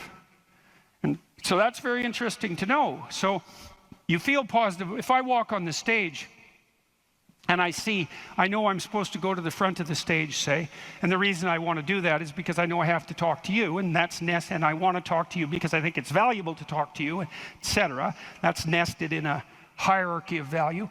And if I see a clear pathway to the front of the stage, then that actually produces positive emotion. And that positive emotion impels me forward, because positive emotion does impel you forward. That's what it's for. That's how positive emotion is linked to action. So if you're enthusiastic because you can see a pathway forward to a valued goal, and that enthusiasm manifests itself. This is true even neurochemically. It manifests itself as positive motivation to move forward. And not only that, if you're moving forward and it's working, your brain tracks the fact that it's working, and then that's linked to dopamine release, by the way, which is what cocaine releases. It's linked to dopamine release, and the other thing your brain is doing, even when you're just walking to where you want to go, if you're successfully walking there, your brain tracks what you're doing. There's circuits that are activated while you're doing it, and if what you're doing results in the result you desired, then the dopamine floods those little neurons that are active, and it makes them grow and flourish. And so as you practice something that's working, the circuit that is activated as you're practicing is bathed in dopamine, and that makes it stronger. And that feels good. It's growth. It's part of positive emotion. And so the positive emotion moves you forward, but also encourages you to develop a habit of that practice. And so one of the things I would bloody well say is, don't make a habit of pursuing things that aren't good for you, because you build that into you. That's what happens if you become addicted to something, you know. You build a little monster inside you that's grown, it's there, it's after one goal, despite everything else. Not a good outcome. So now positive emotion also signals the fact that it's also an energy conservation observation. So as I move forward towards my goal, with each step I take, it's going to take less energy to get to the goal. And so that means that the positive emotion signifies, what would you say? It signifies the increasing efficiency of your action as you move towards a goal. So negative emotion signifies the fact that things have got too complex for you to manage, and positive emotion signifies that you're approaching your goal and becoming, and that there's less demand on energy output with every step forward. And so that's emotion. And that's pretty much worth knowing. And then what happens when you're watching a movie is you infer the goal of the protagonist, or the villain for that matter. You infer the goal of the character that's being portrayed on the screen. You adopt that goal as your own. Then you play out the emotions in your own body, which mimics the structure what would you call the character that's being portrayed on the screen, and you live that all out inside you. And that's also how you understand other people, right? You don't listen to someone and then figure out what they're saying and then infer what they're thinking. That isn't how it works. What you do is you listen to someone until you figure out what they're up to. As soon as you figure out what they're up to, you can adopt that frame of reference. As soon as you adopt that frame of reference, you have the same emotions. And that's what makes you united. And so that's so interesting. And so then you think, look, there's 5,000 people in here. If there were 5,000 chimpanzees, you guys would be tearing each other into shreds, because no one would be able to know what anyone else was up to. But because all of you are here paying attention to the same thing in the same way, you have virtually identical emotional states, and that means instantly your behavior is rendered predictable to one another. And there's no difference between that and peace. They're the same thing. And so what that means is that one of the predicates of a civil, productive, and peaceful society is that everyone inhabits the same narrative. And you might say, well, we don't need the same narrative. It's like, yes, we do, because if we inhabit a different narrative, then we're running emotionally in different directions, and we will not understand each other, and we will run into conflict, and that conflict can become deadly at the drop of a hat. And so it's a precondition for a civil society that everyone is united in the same narrative. And then that begs the question, right? What is the narrative insofar as we're unified? And another question, which is, what should the narrative be? Right? Now, the postmodernists figured out that we looked at the world through a story, but they said their mantra is they became skeptical of meta-narratives, which are uniting narratives. And that's all well and good to be skeptical about meta-narratives, but you run into the problem of internal disunion, because if you don't have a uniting narrative, then you're divided against yourself, and you run into the problem of social disunity, because if we're not looking at the same thing for the same reason, then we can't get along. And those are big problems.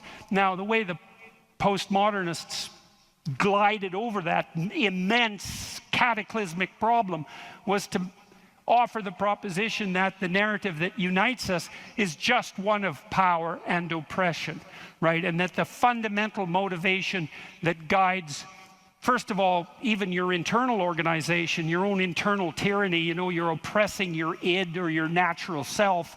And then if you establish a relationship with someone like a marriage, well, that's just a manifestation of patriarchal oppression. And if you organize a business relationship, it's a relationship of mutual exploitation, and so far and so on, all the way up the political hierarchy, all the way back into the past. A more dismal view of human existence couldn't possibly be formulated. And I always think about it as a kind of implicit confession. It's like, so you think the world's all run by power, do you?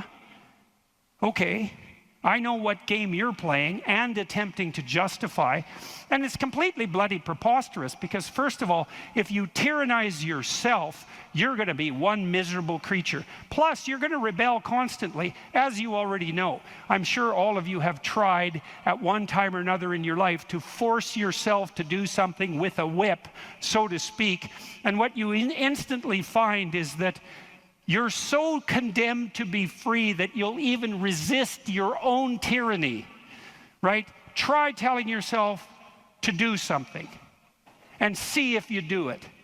I'm going to go to the gym. That's New Year's. I'm going to the gym 3 times a week, 2 hours a day. It's like, no, you're not. You're going to last like 3 days. And then you're going to find an excuse.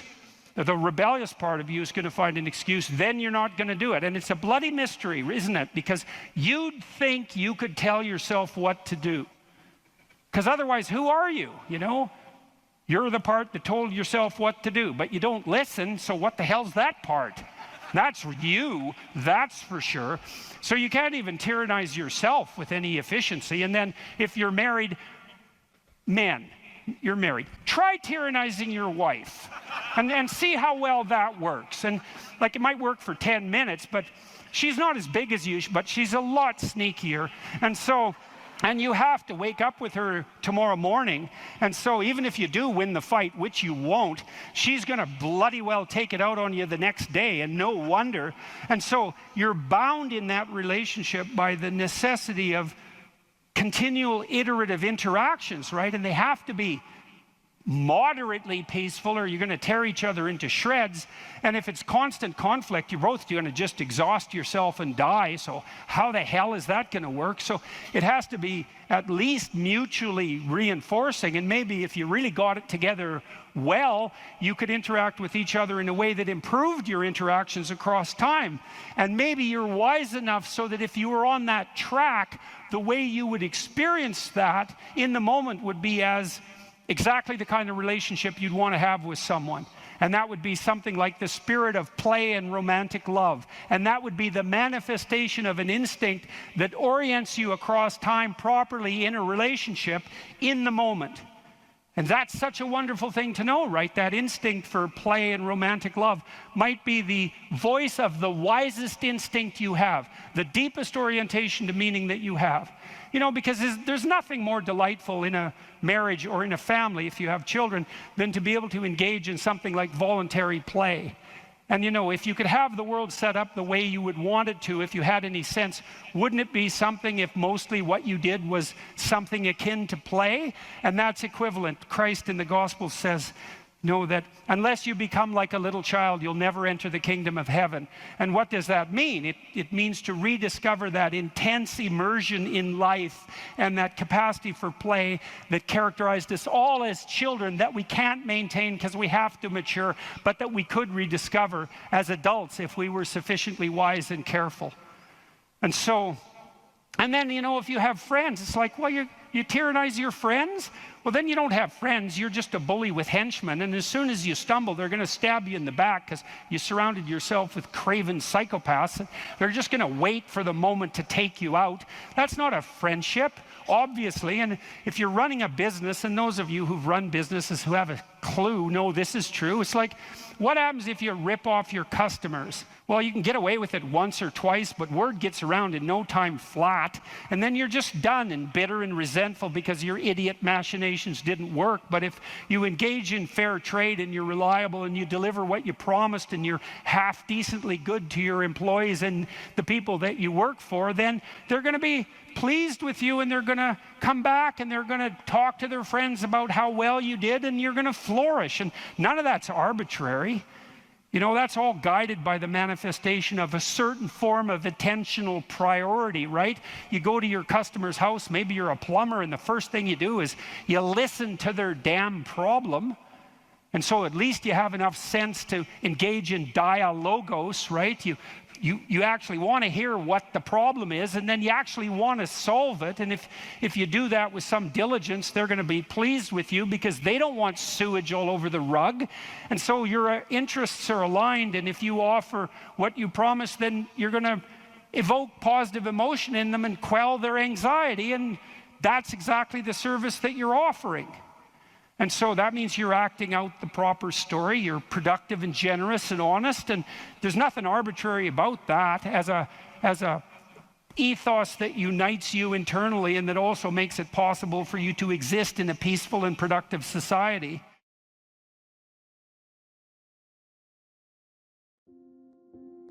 If you could have what you wanted in this moment, and I could deliver it, what would it be? How much of the mess that you see around you would vanish if the mess that you could put straight was put straight? You know perfectly well that if you put your mind to it and you make the proper sacrifices, there are things you can set straight. What advice do you have for a young man in his 20s? Make a plan. Look at what you're interested in. Get disciplined about something.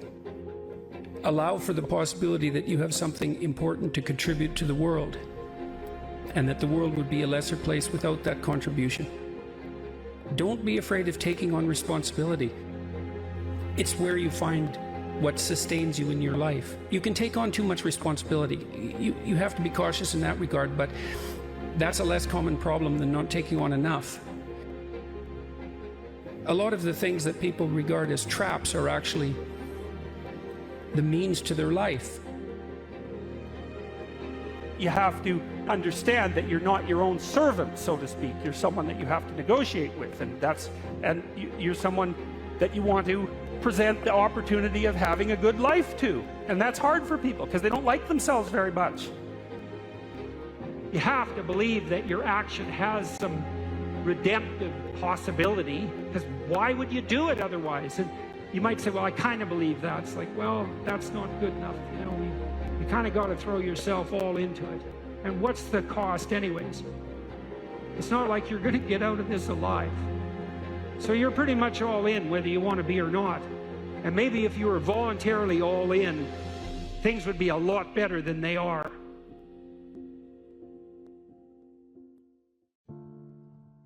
If the world isn't everything that you want it to be, maybe you're not acting the way you should. One of the things people do to buttress themselves against failure is to never let themselves really gain clarity about what they need and want. Let's say you try something, but you only do it half-heartedly. And then you fail, and you think, well, I didn't really fail because, you know, I held a bunch back in reserve, and so I didn't get what I wanted, but maybe had I been all in, I would have. And so you don't have to upbraid yourself too much for the failure. Now, it's a catastrophic way to live, to sit on the fence and to not commit, because instead of risking the possibility of failure, you engage in what's essentially the absolute certainty of failure. Because if you want something worthwhile and difficult, which you probably do if you want to have an adventure and go somewhere, then what's the chance you're going to get it if you're halfway in? You can't be halfway in, but that sort of protects you against failure, because you can tell yourself, well, if I tried, I could have done it. It's like, you know, you tell yourself that 200 times and your life's over.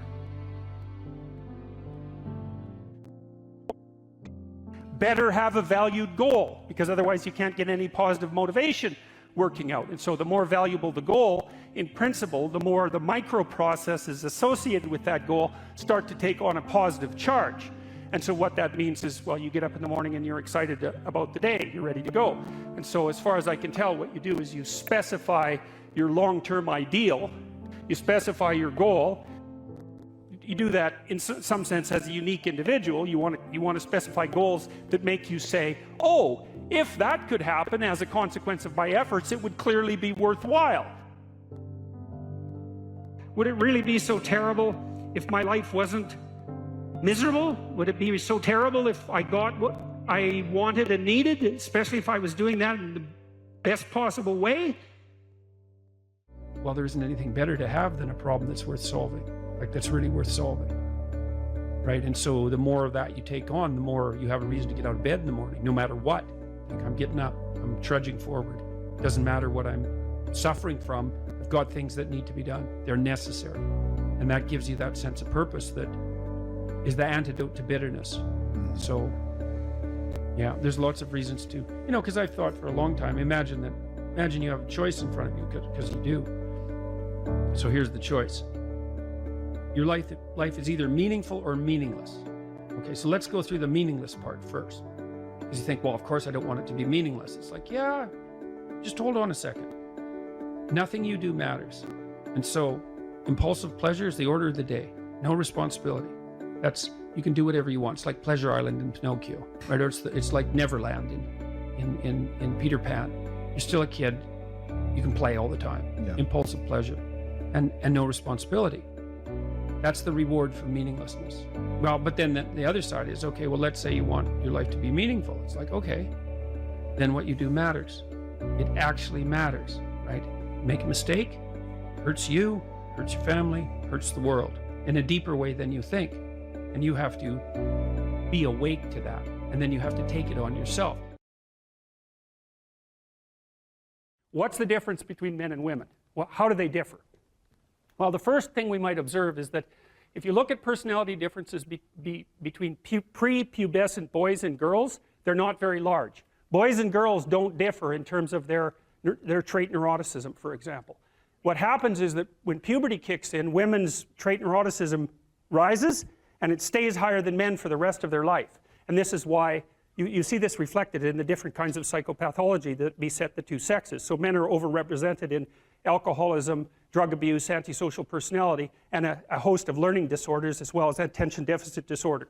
And women are overrepresented in depression and anxiety, primarily. That seems to be tightly associated with higher levels of trait neuroticism, because maybe if you're at the 95th percentile or higher, let's say, in trait neuroticism, there isn't much difference between that and being somewhat prone to depression and anxiety. And because the curves overlap, the curves aren't identical, the normal distributions aren't identical for men and women, you tilt the one to the right, the women's curve to the right towards higher levels of neuroticism. You go out and you look for the person in 20 who has the highest levels of negative emotion. It's much more likely to be female than male. Okay, so let's see if we can figure out why. So I'm going to tell you some things, basic differences between men and women, and you can tell me what you think about it if you agree or disagree. Okay, first, size differential emerges between men and women at puberty, right? Because boys and girls are roughly the same size and roughly the same strength, but men get bigger at puberty when the testosterone kicks in, and more importantly, not only do they get taller and heavier, but their upper body strength is much higher. And that's a real issue for combat, because human beings punch. There's other animals that do that. Kangaroos do that too, eh? So we're not the only people that punch, but we have clubs on the ends of our arms. And so that's how we defend ourselves. And so if you have a lot of upper body strength, especially across the shoulders, and you're heavier, then you can step into the punch and it's a lot more devastating. Now, it is the case that if you look at the statistics for physical altercations in marriage, women attack their husbands more often than husbands attack their wives. Well, you think, why is that?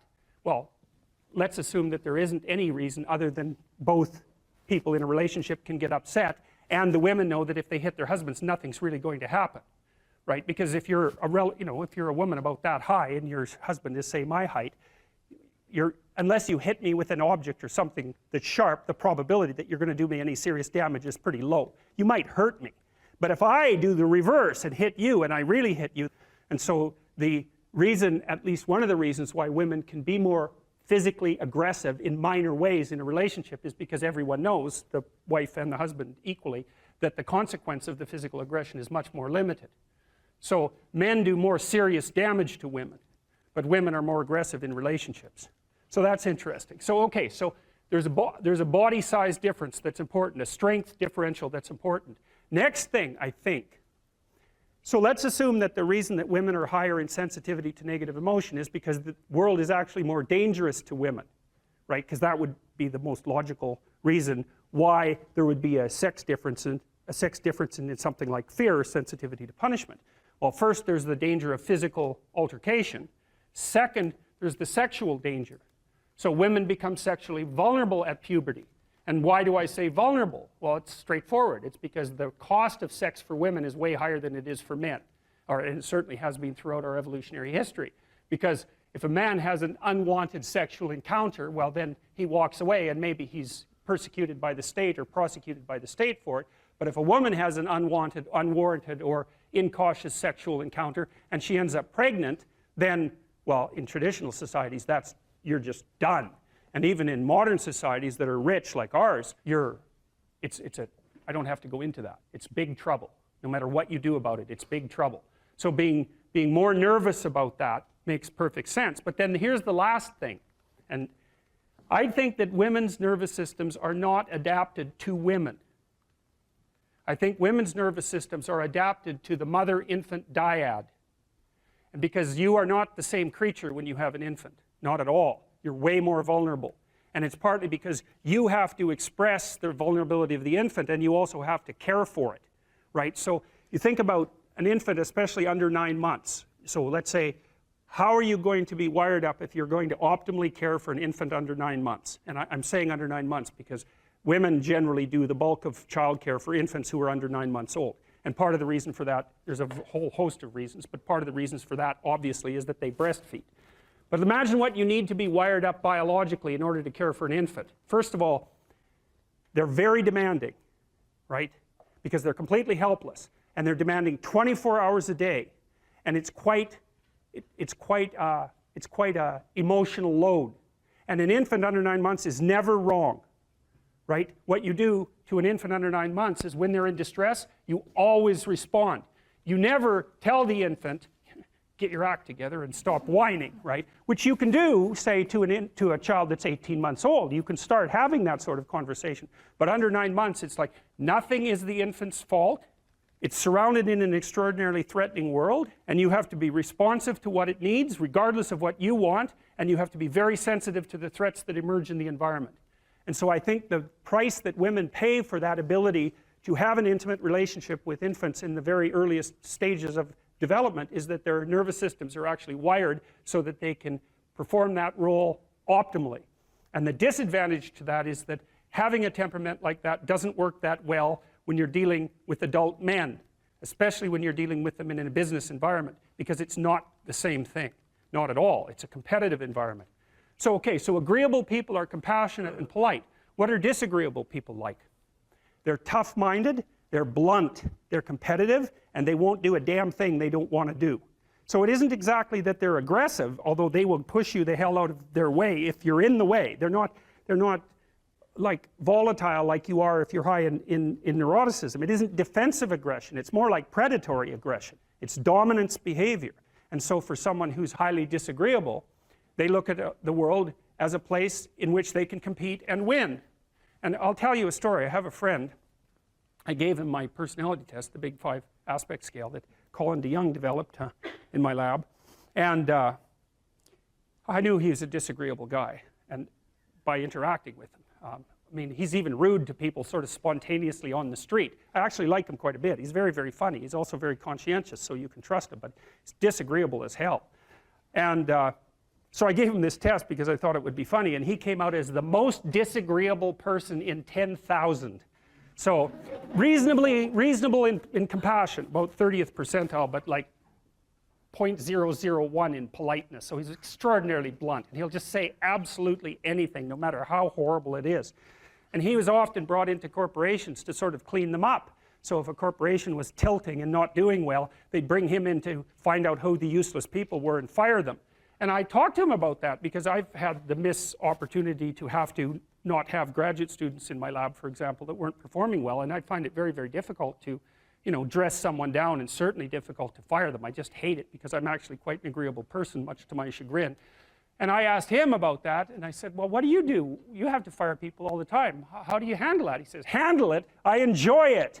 And I thought, wow, that's so interesting that someone would have that response. I said, well, what do you mean you enjoy it? He said, look, I go into these companies and I analyze the performance of groups of people, right? And in those groups, there are people who are really striving, really trying hard and working themselves really hard and being productive. And then there's these people that are just doing nothing. They're completely in the way. They don't carry their weight at all. They take advantage every chance they get. And they're always whining about why they can't work. It's like, I find out who they are, I call them into my office, and I tell them exactly what they've been doing. It's like, hit the road, buddy. You've had your run of it. And I thought, oh yeah, okay, fair enough. You know, well, I can tell you, you know, I've had situations in my lab where I had underperforming graduate students. And one of the things that was really awful about that was that it was really hard on the high-performing graduate students, you know, because they felt that even being in the same category as the people who weren't working hard and pulling their weight devalued what they were doing, you know, and that's exactly right. And so this is also why there's a conscientiousness trait and an agreeableness trait, because conscientious people judge you on your accomplishments, right? They don't give a damn about your feelings, not a bit. It's like, are you doing the work or not? Whereas agreeable people think, well, you know, your mother's sick, and you know, you've got a bunch of family problems, and we all have to take care of each other, and it's no wonder that you're having a rough time. And like, you can't say that one of those attitudes is correct and the other isn't correct. You can't say that. There wouldn't be those two dimensions if there wasn't something correct about both of them. But you can certainly point out that often they conflict, you know, and so the demand for inclusiveness and unity and care, and the demand for high-level performance in a hierarchical structure, they're very different orientations in the world. And so it's complicated for people who are agreeable and conscientious. And actually, I think often that large corporations and large institutions of any sort run on the unheralded labor of people who are high in agreeableness and high in conscientiousness, and they're disproportionately women. And my experience in large institutions has been that if you want to hire someone to exploit appropriately, no, not appropriately, if you want to hire someone to exploit productively, you hire middle-aged women who are hyper-conscientious and who are agreeable, because they'll do everything. They won't take credit for it, and they won't complain. And that's nasty, and I think that happens all the time. And so one of the things you have to be careful of if you're agreeable is not to be exploited, because you'll line up to be exploited. And I think the reason for that is because you're wired to be exploited by infants. And so that just doesn't work so well in that actual world. And one of the things that happens very often in psychotherapy, you know, people come to psychotherapy for multiple reasons, but one of them is they often come because they're too agreeable. And so what they get is so-called assertiveness training, although it's not exactly assertiveness that's being trained. What it is the ability to learn how to negotiate on your own behalf.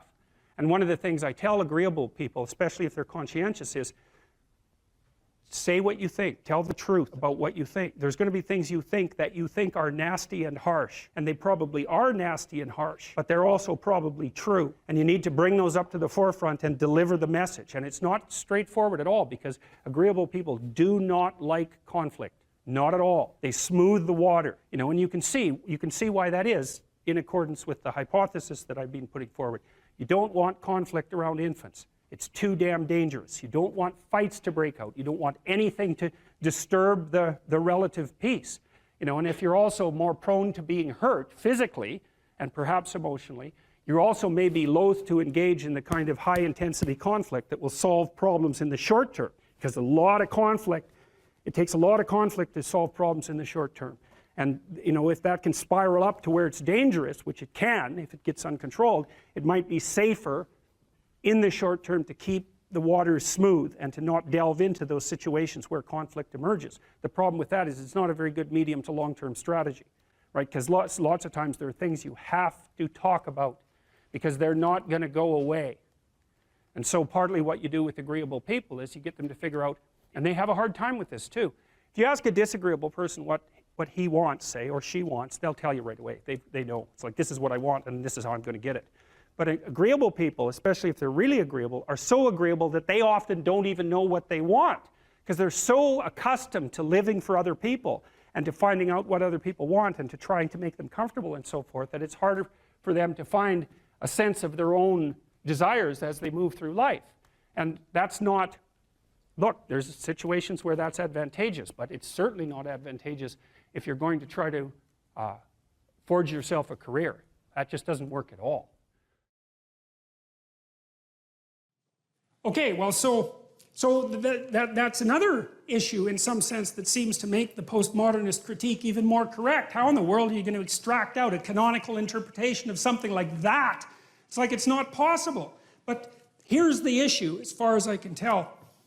So when the postmodernists extended that critique to the world, they said, look, well, a text is complicated enough. You can't extract out a canonical interpretation. What about the world?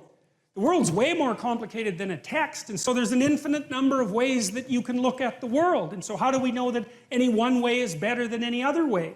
And that's a good question. Now, the postmodern answer was we can't. And that's not a good answer, because you drown in chaos under those circumstances, right? You can't make sense of anything. And that's not good, because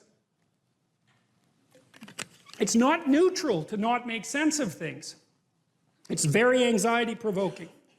It's very depressing, because if things are so chaotic that you can't get a handle on them, your body defaults into emergency preparation mode, and your heart rate goes up, and your immune system stops working, and like you burn yourself out. You age rapidly because you're surrounded by nothing you can control. That's an existential crisis, right? It's anxiety-provoking and depressing, very hard on people.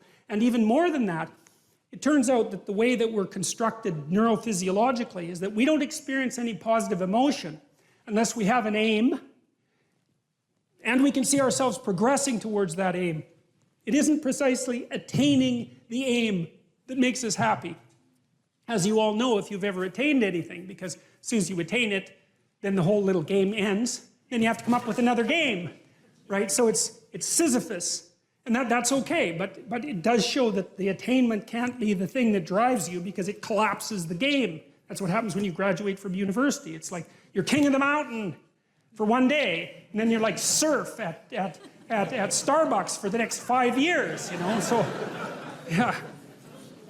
So what happens is that human beings are weird creatures, because we're much more activated by having an aim and moving towards it than we are by attainment. And what that means is you have to have an aim, and that means you have to have an interpretation. And it also means that the nobler the aim, that's one way of thinking about it, the better your life.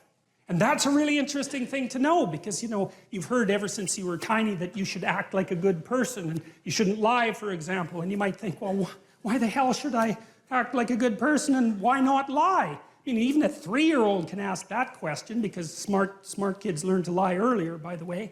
And they think, well, why not twist the fabric of reality so that it serves your specific short-term needs? I mean, that's a great question. Why not do that? Why act morally? If you can get away with something and it brings you closer to something you want, well, why not do it? These are good questions. It's not self-evident.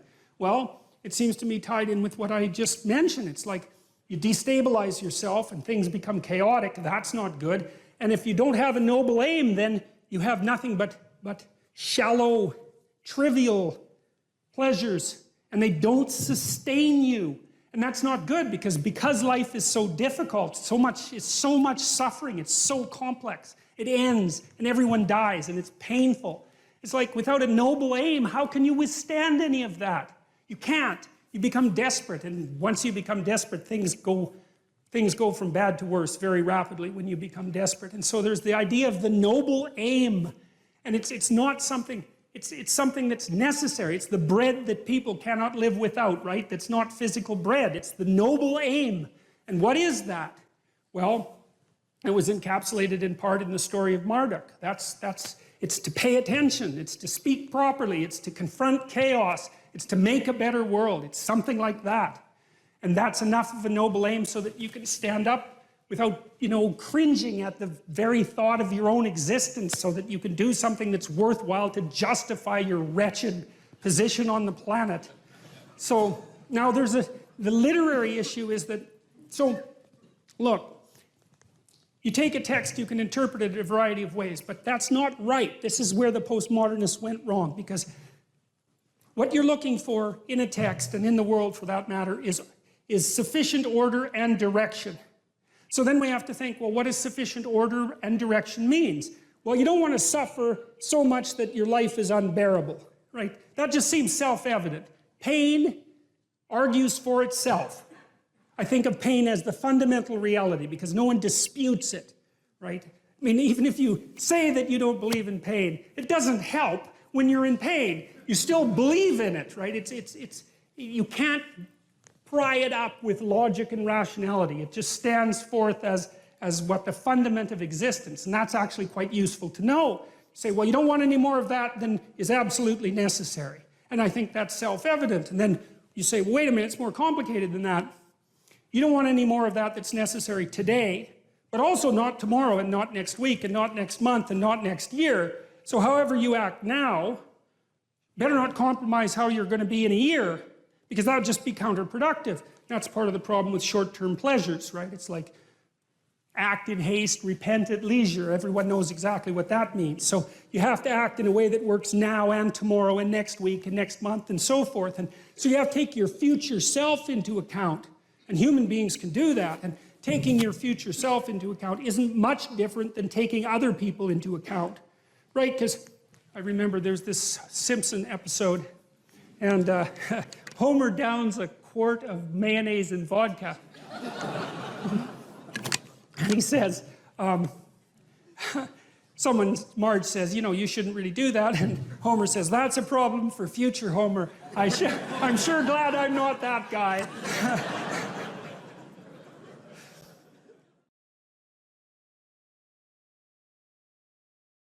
So imagine you're dealing with someone who's hoarding. Now, people who are hoarding are often older or neurologically damaged, or they have obsessive compulsive disorder. But then you walk into their house and there's like 10,000 things in their house. There's maybe 100 boxes, and you open up a box, and in the box there's some pens and some old passports and some checks and their collection of silver dollars and some hypodermic needles and some dust and, you know, a dead mouse, and there's boxes and boxes and boxes like that in the house. It's absolute chaos in there. Absolute chaos, not order. Chaos. And then you think, is that their house, or is that their being? Is that their mind? And the answer is, there's no difference. There's no difference. So, you know, I could say, well, if you want to organize your psyche, you could start by organizing your room. If that would be easier, because maybe you're a more concrete person and you need something concrete to do. So you go clean up under your bed and you make your bed and you organize the papers on your desk, and you think, well, just exactly what are you organizing? Are you organizing the objective world, or are you objecting your field, or are you organizing your field of being, like your field of total experience? And Jung believed that, and I think there's a Buddhist doctrine that's sort of nested in there, that at the highest level of psychological integration, there's no difference between you and what you experience. Now you think, well, I can't control everything I experience, but that's no objection, because you can't control yourself anyway. So the mere fact that you can't extend control over everything you experience is no argument against the idea that you should still treat that as an extension of yourself. So you could say, well, let's say you have a long-standing feud with your brother. Well, is that a psychological problem? Is that him? Is it a problem in the objective world, or is it a problem in your field of being? And it's very useful to think that way, because you might ask, what could you do to improve yourself? Well, let's step one step backwards. The first question might be, why should you even bother improving yourself? And I think the answer to that is something like, so you don't suffer any more stupidly than you have to. And maybe so others don't have to either. It's something like that. You know, like there's a real injunction at the bottom of it. It's not some casual self-help doctrine. It's that if you don't organize yourself properly, you'll pay for it, and in a big way, and so will the people around you. Now, and you could say, well, I don't care about that, but that's actually not true. You actually do care about that, because if you're in pain, you will care about it. And so you do care about it, even if it's just that negative way, you know. It's very rare that you can find someone who's in excruciating pain who would ever say, well, it would be no better if I was out of this. It's sort of, pain is one of those things that brings the idea that it would be better if it didn't exist along with it. It's incontrovertible. So you get your act together so that there isn't any more stupid pain around you than necessary. Well, so then the question might be, well, how would you go about getting your act together? And the answer to that, and this is a phenomenological idea too, it's something like, look around for something that bothers you and see if you can fix it. So now you think, well, let's say you go into you can do this in a room. It's quite fun to do it just when you're sitting in a room, like a room, maybe your bedroom. You can sit there and just sort of meditate on it and think, okay, if I wanted to spend 10 minutes making this room better, what would I have to do? And you have to ask yourself that, right? It's not a command, it's like a genuine question.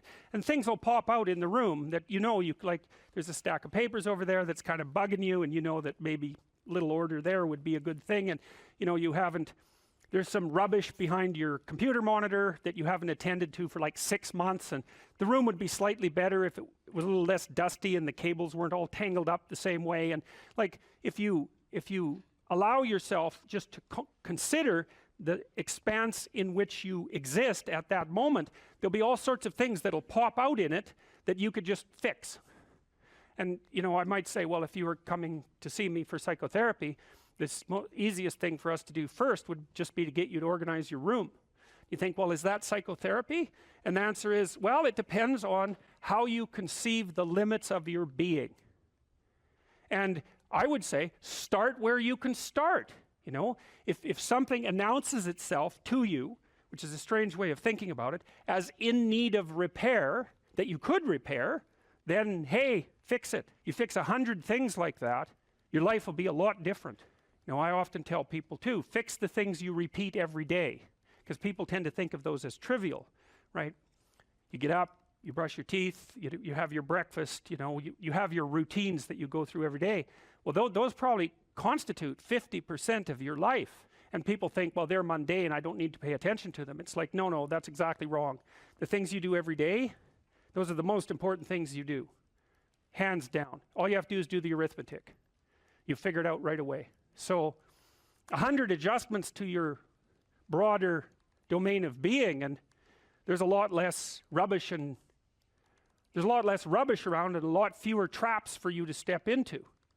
And so that's in keeping with Jung's idea about erasing once you've got your mind and your emotions together, and once you're acting that out, then you can extend what you're willing to consider yourself and start fixing up the things that are part of your broader extent. Now, sometimes you don't know how to do that. So you might say, imagine you're walking down Bloor Street and there's this guy who's like alcoholic and schizophrenic and has been on the streets for 10 years. He sort of stumbles towards you and, incoherently mutters something. That's a problem. And it would be good if you could fix it, but you haven't got a clue about how to fix that. You just walk around that and go find something that you could fix, because if you muck about in that, not only is it unlikely that you'll help that person, it's very likely that you'll get hurt yourself. So, just because while you're experiencing things announce themselves as in need of repair doesn't mean that it's you right then and there that should repair them. You have to have some humility. You don't walk up to a helicopter that isn't working and just start tinkering away with it. You have to stay within your domain of competence. But most of the time, if people look at their lives, it's a very interesting thing to do. I like the idea of the room, because you can do that at the drop of a hat. You go back to where you live and sit down and think, okay, I'm going to make this place better for half an hour. What should I do? And you have to ask, and things will just pop up like mad. And it's partly because your mind is a very strange thing. As soon as you give it a name, a genuine aim, it'll reconfigure the world in keeping with that aim. That's actually how you see to begin with. And so if you set it a task, especially, you have to be genuine about it, which is why you have to bring your thoughts and emotions together, and then you have to get them in your body so you're acting consistently. You have to be genuine about the aim, but once you aim, the world will reconfigure itself around that aim, which is very strange. And it's technically true. The best example of that, you have all seen this video where you watch the basketballs being tossed back and forth between members of the white team versus the black team, and while you're doing that, a gorilla walks up into the middle of the video and you don't see it. It's like, you know, if you thought about that experiment for about 5 years, that would be about the right amount of time to spend thinking about it. Because what it shows you is that you see what you aim at. And that, man, if you can get one thing through your head as a consequence of even being in university, that would be a good one. You see what you aim at. And so because one inference you might draw from that is, be careful what you aim at. Right? What you aim at determines the way the world manifests itself to you. And so if the world is manifesting itself in a very negative way, one thing to ask is, are you aiming at the right thing? Now, you know, I'm not trying to reduce everybody's problems to an improper aim. People get cut off at the knees for all sorts of reasons. You know, they get sick, they have accidents. There's a random element to being, that's for sure. And so you don't want to take anything, even that particular phrase, too far. You want to bind it with the fact that random things do happen to people, but it's still a great thing to ask. Okay, so Rogers was a phenomenologist, and he was interested in, he didn't start his philosophy from the perspective of subject versus object, or from the idea of psyche, like sort of inside you, your mind with its layers. That's not how he looked at it.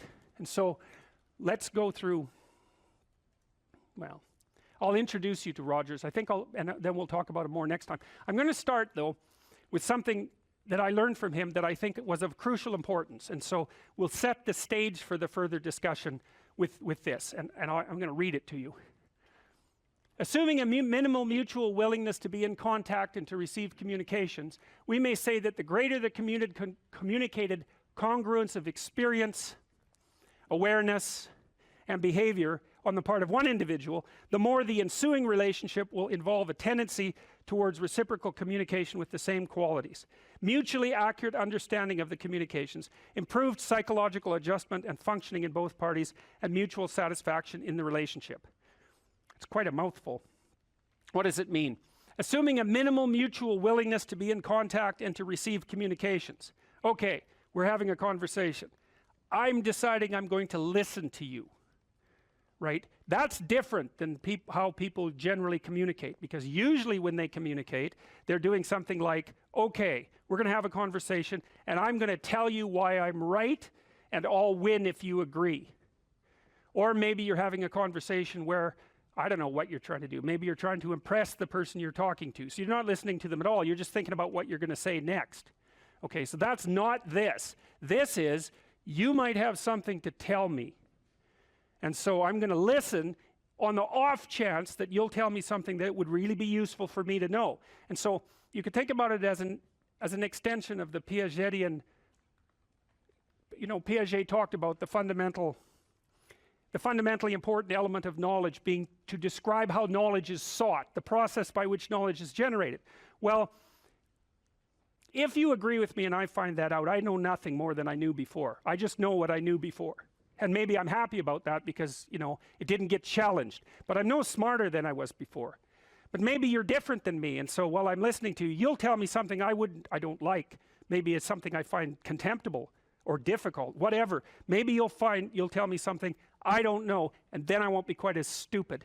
And then maybe I won't run painfully into quite as many things. And that's a really useful thing to know, especially if you live with someone and you're trying to make long-term peace with them, is they're not the same as you. And their way they look at the world and the facts that they pull out of the world aren't the same as your facts. And even though you're going to be overwhelmed with the proclivity to demonstrate that you're right, it is the case that two brains are better than one. And so maybe 9 of the 10 things they tell you are dispensable, or maybe even 49 out of 50, but one thing, all you need to get out of the damn conversation is one thing you don't know. And one of the things that's very cool about a good psychotherapeutic session is that the whole conversation is like that. All you're doing is trying to express the truth of the situation as clearly as possible. That's it. And so now Rogers' proposition, and I'll tell you why he derived it, was that if you have a conversation like that with someone, it will make both of you better.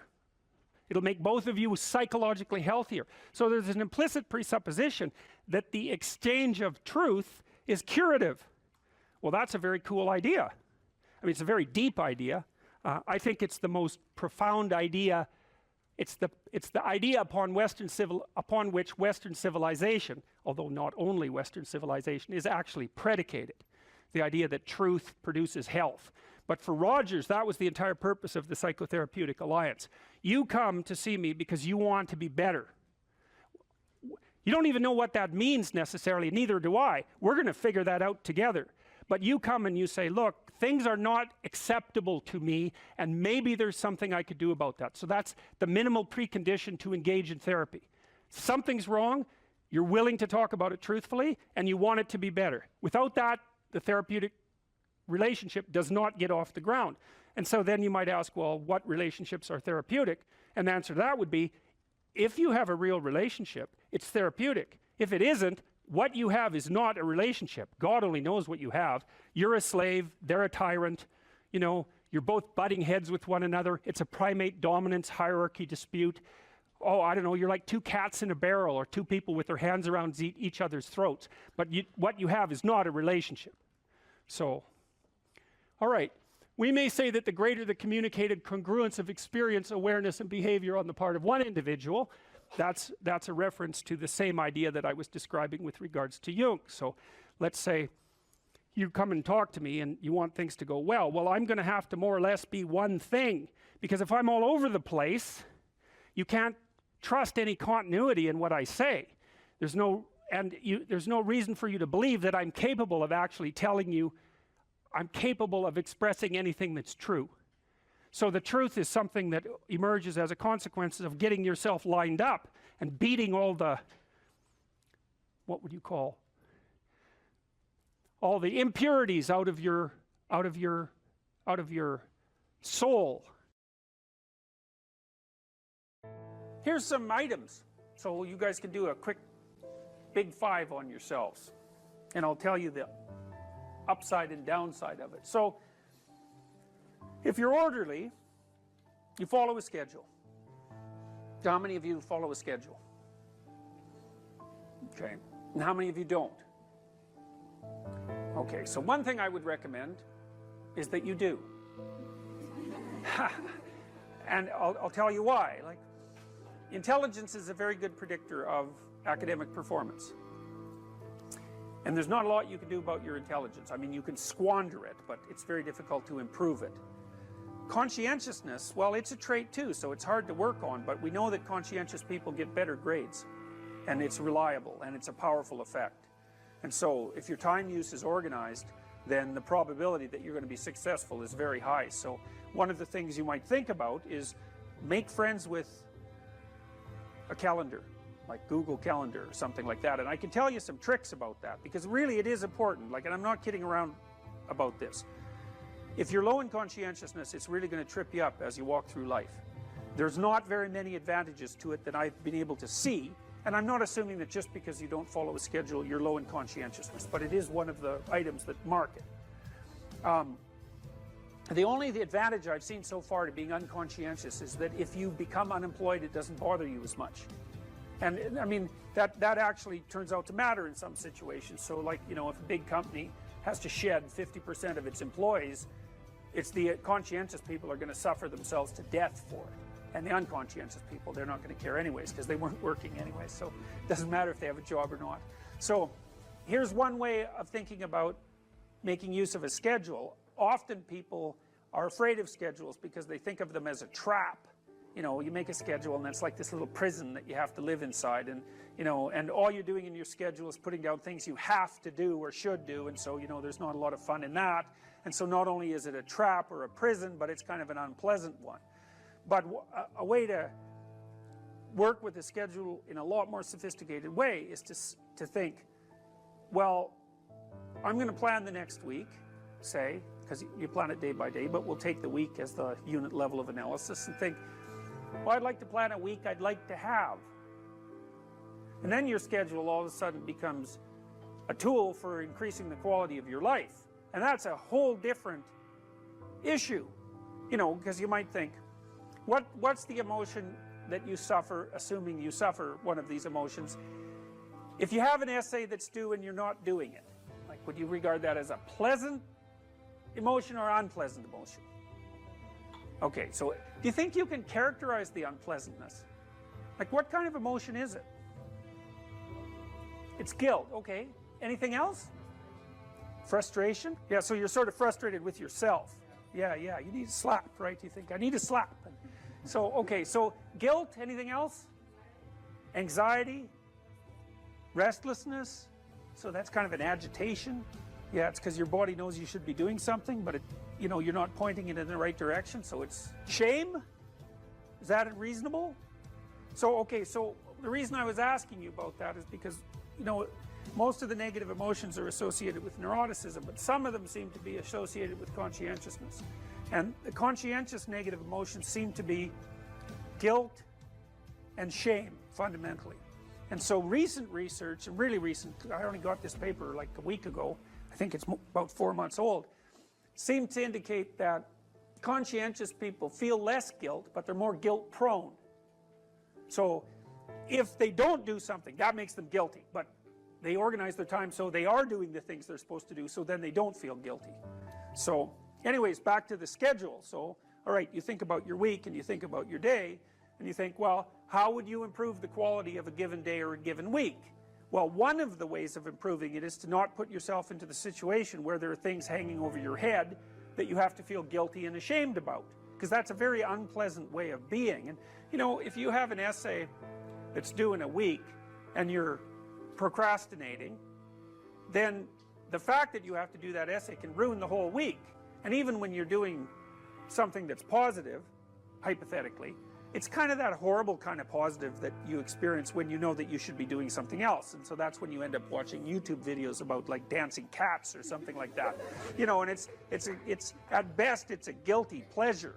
It's not a pleasure at all. You think like, what the hell am I doing watching videos of dancing cats, But then you know that you're procrastinating, and that's low quality, very low quality existence. So if you use your schedule, you can think, okay, well, here's some times that I'm going to do this work. And then you can also sort of ask yourself about that when you're designing your schedule. Because you don't want to design a schedule like you're Adolf Hitler telling yourself what to do, because you're not going to comply with it then. What you have to do if you're going to design a schedule is you have to ask yourself, all right, I'm going to set aside some time to study over the next week or to do this essay or whatever it is. How much time would I actually spend studying? An hour or two a day might be a worthwhile thing to schedule in, and I would say don't schedule in more than that to begin with, because then you'll fail and then you'll stop using the schedule. And so the other thing you want to do is you want to schedule in things that you want to do, and then you want to look at the day or the week and you want to think, hey, that's a week I'd like to have. If I had a week like that, it would be good. I'd be caught up so that all that negative emotion doesn't have to accrue. And I would have done a bunch of things that I'm interested in doing, and at the end of the week, I'd be in better shape than I was at the beginning. And if you treat a schedule like that, so that what you're using it is to design the days and weeks that you want to have, instead of using it as this little, jail that you have to put yourself in that you're not going to do anyways, then you can learn to use them. And that's one thing you can do to make yourself more industrious, more conscientious. Follow a schedule. I've told people to learn to use a schedule, and people often hate schedules because they act as their own tyrants, right? They say, well, you have to do this unpleasant thing, and then here's another unpleasant thing you have to do, and then you have to do this unpleasant thing, and you do that for about 3 days, and you think, to hell with this, I'm not doing that, and you fall off the wagon. That isn't what you're supposed to do with a schedule. You're supposed to use it to design the days that you would like to have if you were taking care of yourself. And so some of that is, you wake up in the morning and you think, here's 5 things I have to do that if I don't do, my life will be worse. It's like paying bills, for example, or taking out the garbage. It's like you have to do those because otherwise things degenerate. So you got to put some of those in the schedule, because otherwise tomorrow is worse than today, and that's a bad trajectory. But you also want to build in things, you've got to act in some sense like you're dealing with a relatively recalcitrant 9-year-old. It's like, so, well, here's some things you have to do, but here's some things that if you do, you could reward yourself with. And if you get the balance there between obligation and reward right, then you'll find that you're motivated to do the things. And that's what you want to do. You want to do that so it's sustainable across days and weeks and months.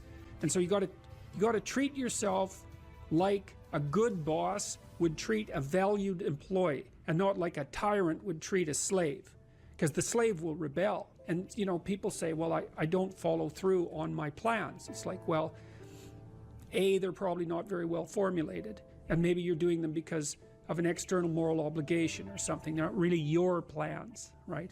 And B, you're acting like a tyrant and a slave, and that's a bad relationship to have with yourself. Treat other people as you would like to be treated. It works both ways. You also treat yourself like you treat other people properly. So that's a necessary thing, and often people don't do that. But the scheduling is really important.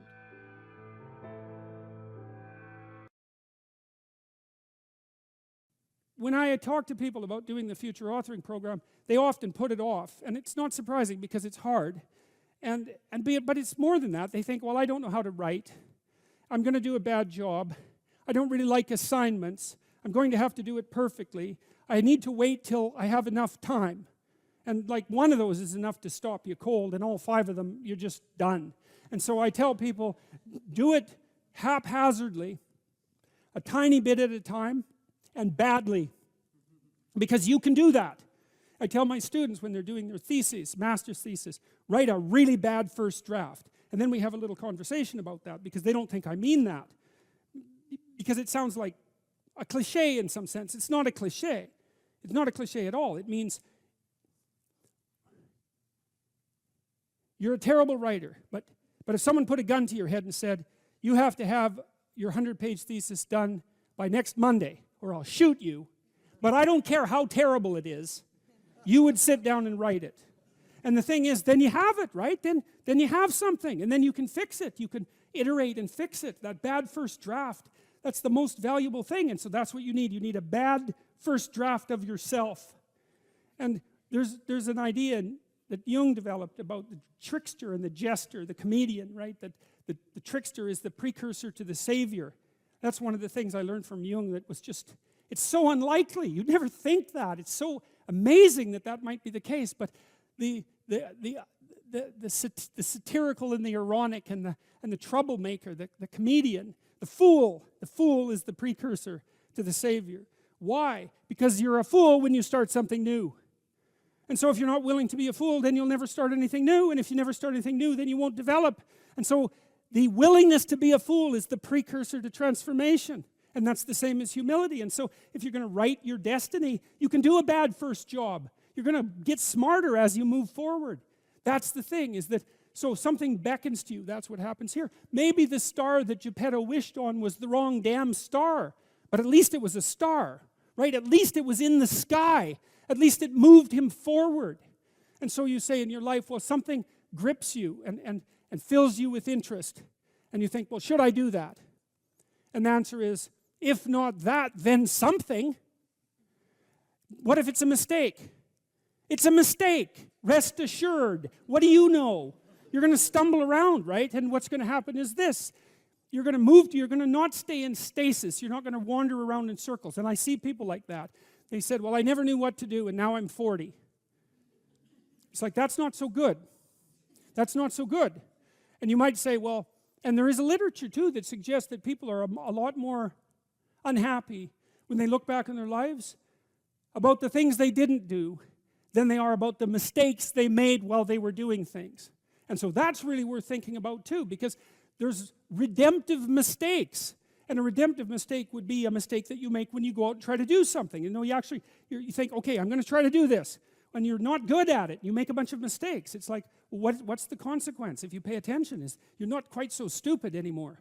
That's the thing, is you've been informed by the results of your errors. And so what happens is you follow the beacon, you follow the light.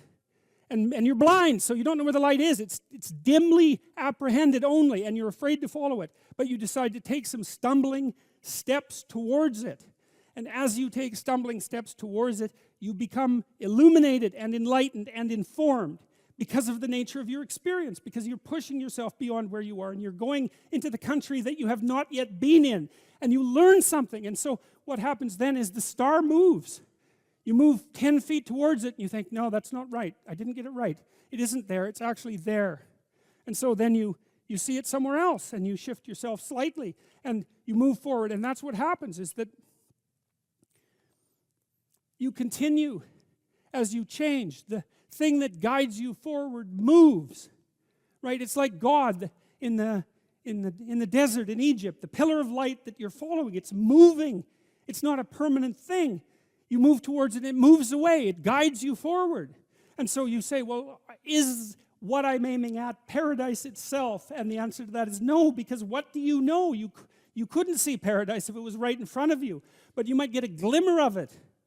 And so you move towards it and you grow. And then the next time you open your eyes, you see a little bit more clearly.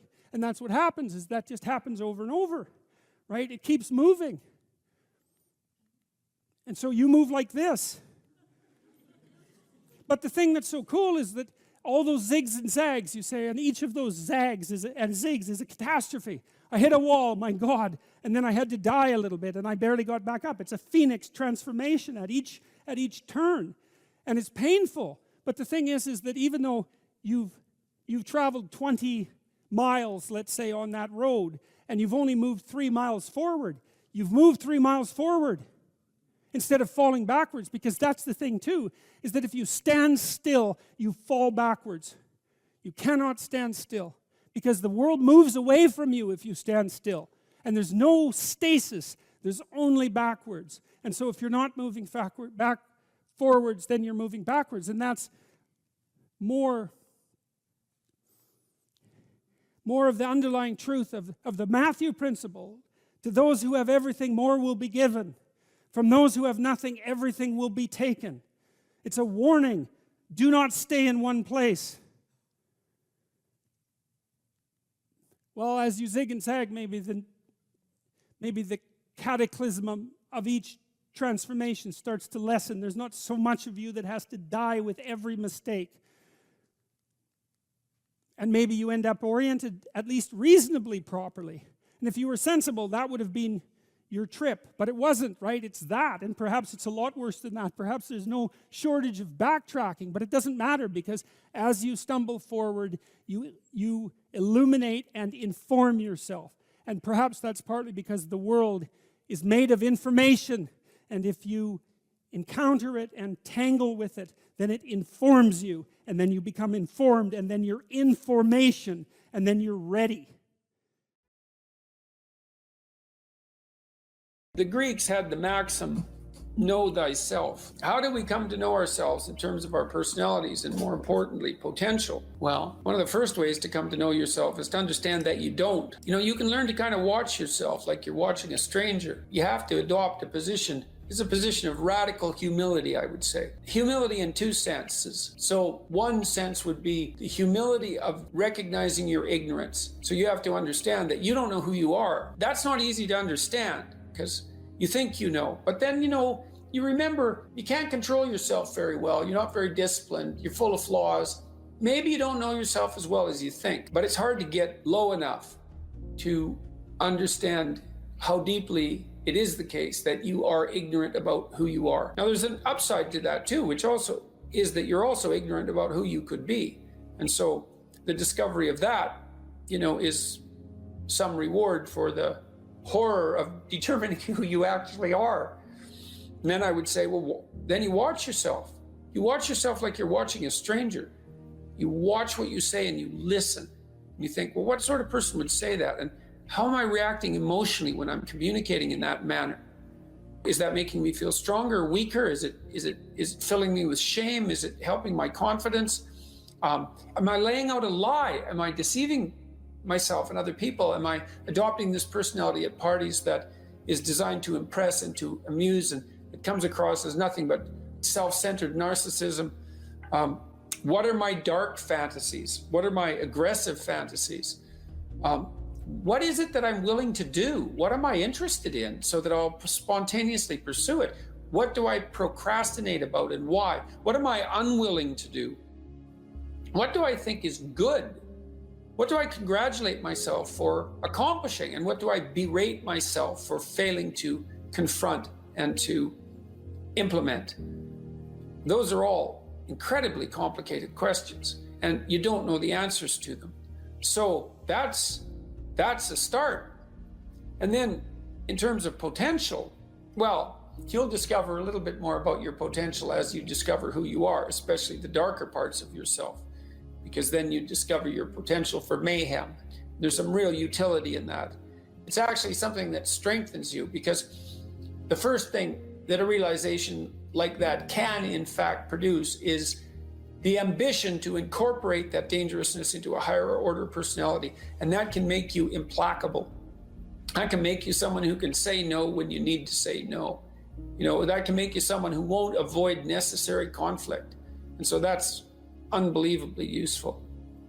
And so that's one of the potentials that you might discover. The other thing you do to discover your potential is you challenge yourself.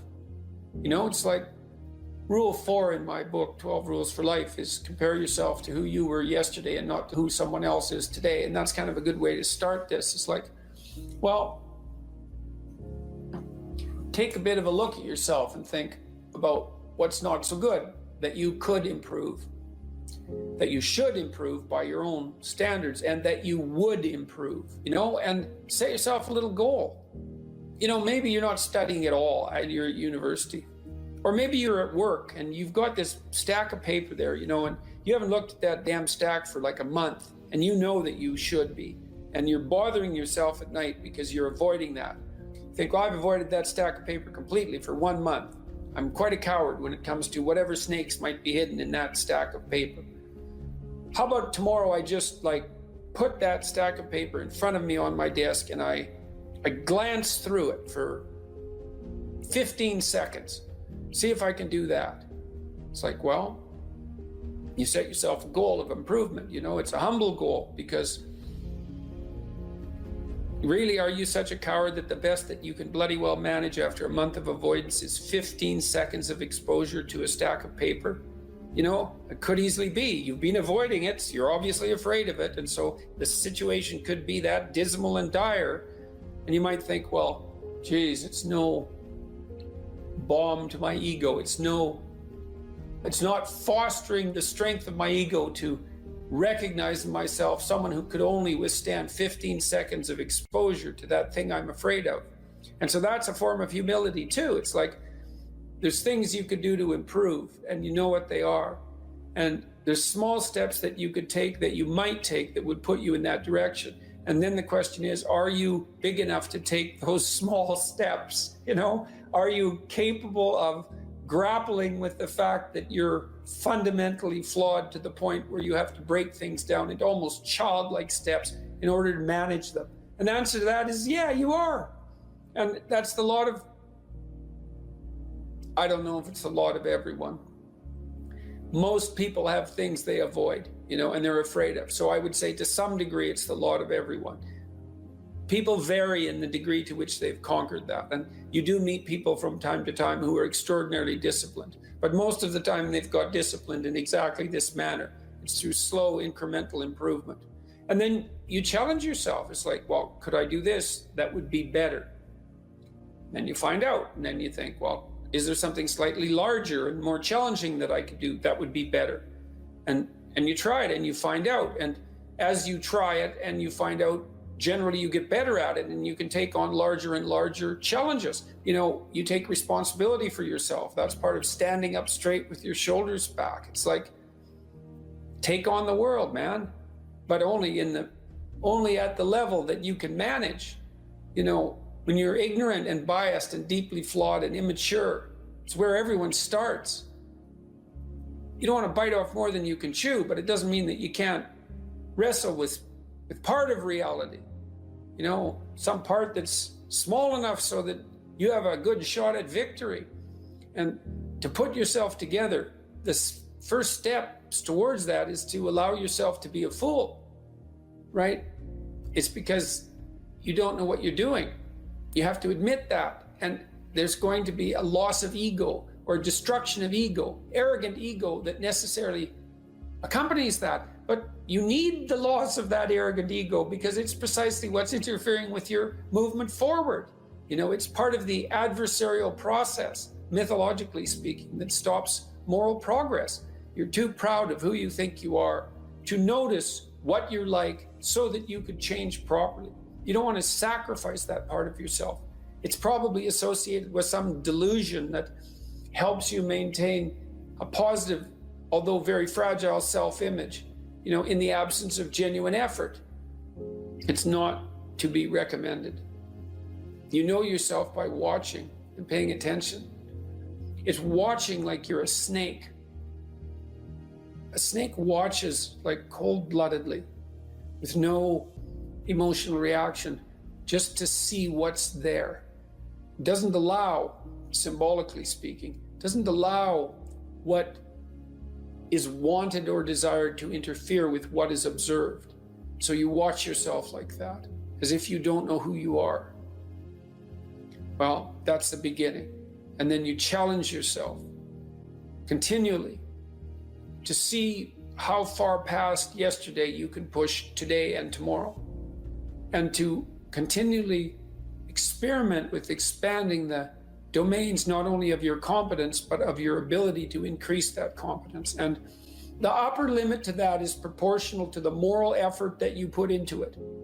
The more that's guided by the highest of all possible visions, right? The alliance with the highest of all possible conceivable good. And the more it's accompanied by truth in speech and action, the more you will develop your potential. And you also, I suppose, have to be willing to undertake that as an adventure, because it's a hell of a thing to bear that kind of responsibility. It takes a person out of the ordinary. It takes them out of themselves. And there's an alienation and an isolation that goes along with that, and a great sorrow, all of that together. But there's deep meaning to be had in it, and there isn't anything better that you can do. So that's the answer to that question.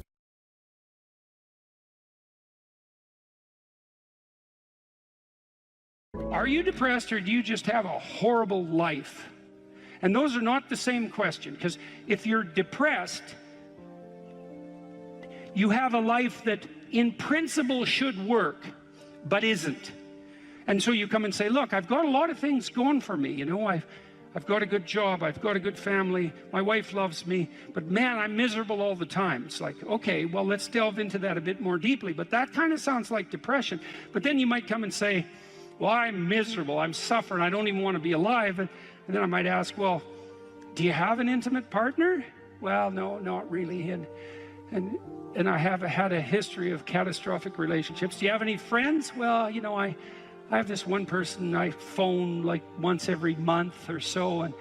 But other than that, no, I don't really see anyone. Well, do you have any close family? No, my family's pretty fractured. I don't get along with my mom and dad. I don't see my sisters or my siblings much. It's like, well, how about a job? Or how about a career, or failing that, a job? It's like, well, I've always kind of been underemployed, and I just lost my job, and that's not going very well, and so on. You can walk through someone's life, and you can find out if they're reasonably embedded in a hierarchy of social institutions.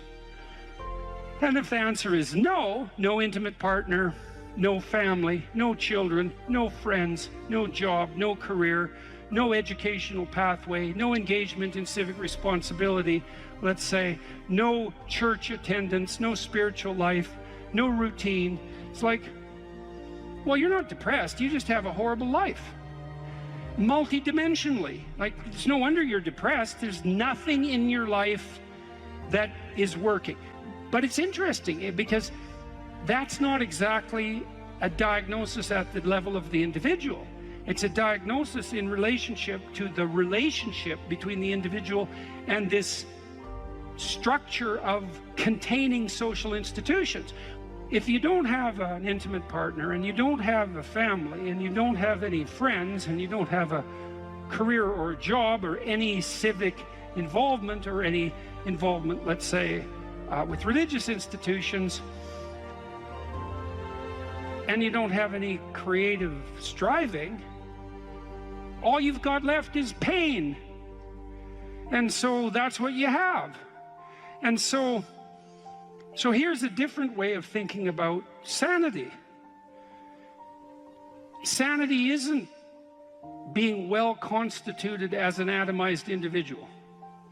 sanity is what makes itself manifest if you're properly situated in a hierarchy of social order. To be well constituted, you have to be a harmonious player in a multidimensional symphony in some real sense of social interaction.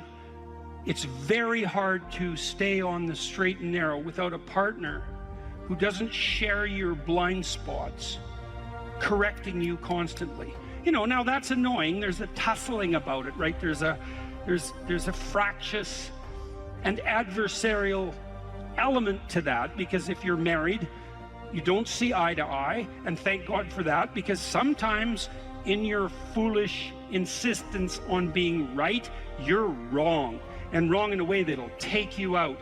And so you better have a partner who doesn't think the same way you do. And fortunately, if you have a partner, you have a partner who doesn't think the same way you do. And so if you can get the dialogue flowing, then that's a mutually corrective mechanism. And so then you might say, well, the truthful dialogue between partners in a marriage is actually, it's the process by which sanity itself is generated. And I mean technically, it's like you're too complex to regulate yourself, period. And so you need other people to help you do that. So if you have a wife or a husband, someone who knows you and is there for the long run, they can help, you can help each other find the meaningful path and stay on it. And you can't do that alone. And probably just having a partner isn't enough. You need kids, likely, to keep you sane or to drive you crazy, depending on the nature of your children. Let's say you need family, you need your parents, you need your siblings, you need another community around you that's not merely your wife, because you're so crazy that it takes a village to keep you sane.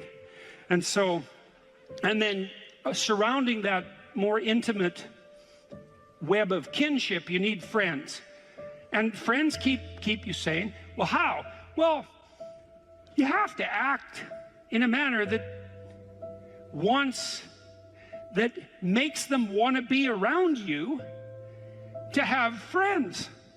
And that means that to maintain your friendships, you have to be saner than you really are, right? They have to be able to enjoy their time with you. If you practice forthright and voluntary exposure to that which terrifies and dismays you, it transforms you. And we really know this as psychologists. We even know there's more and more evidence suggesting, for example, that if you imagine you adopt this attitude of voluntary confrontation, that changes you psychophysiologically. So much of the biochemistry of motivation and emotion is transformed when you take a stressor which could be oppressive and paralyze you and cause you to withdraw, and you reverse that and you decide to advance. It's like a different spirit inhabits you. And I mean this physiologically. There's a whole different pattern of being that makes itself manifest in you neurologically and psychophysiologically and pharmacologically. So you take it on as a challenge, right? And that transforms you at a cellular level too, because one of the things we've discovered in recent years is that if you do something new and complex, then that turns on that parts of your DNA that haven't produced proteins before will start producing new proteins and reconstruct you from the cellular level up. So it's a deep transformation, and we have no idea how deep. And again, you could ask yourself, if you didn't withdraw in fear from anything from everything that life threw at you, who could you become? And I would say that's the central religious question in some real deep sense. You know, are more things thrown at us than we can manage? Well, that's a tricky question, because pretty dreadful things are thrown our way. And you might say, well, that's just presents an insuperable barrier to progress. That's not very helpful, because you're alive, here you are, you got these problems to contend with, and if it's an impossible task, then how could you be anything but hopeless and desperate? But then you think, well, wait a second. How would things transform if I took this on as a voluntary adventure? You know, regardless of its scope, and the scope would include unjust suffering, death, and hell. And that's not just some religious or metaphysical vision. It's like, no, you're actually going to have to contend with that in your life, in whatever way those things make themselves manifest to you personally. That's coming, man. And so maybe you better get prepared. And then the question might be, well, what would happen if you got prepared? And the answer might be, you'd be prepared. And I think the religious enterprise in its deepest sense is that process of preparation.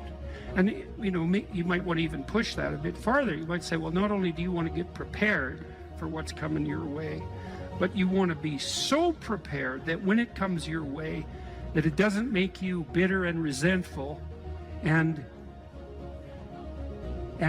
tempted by the desire to walk the path that would make all of that even worse.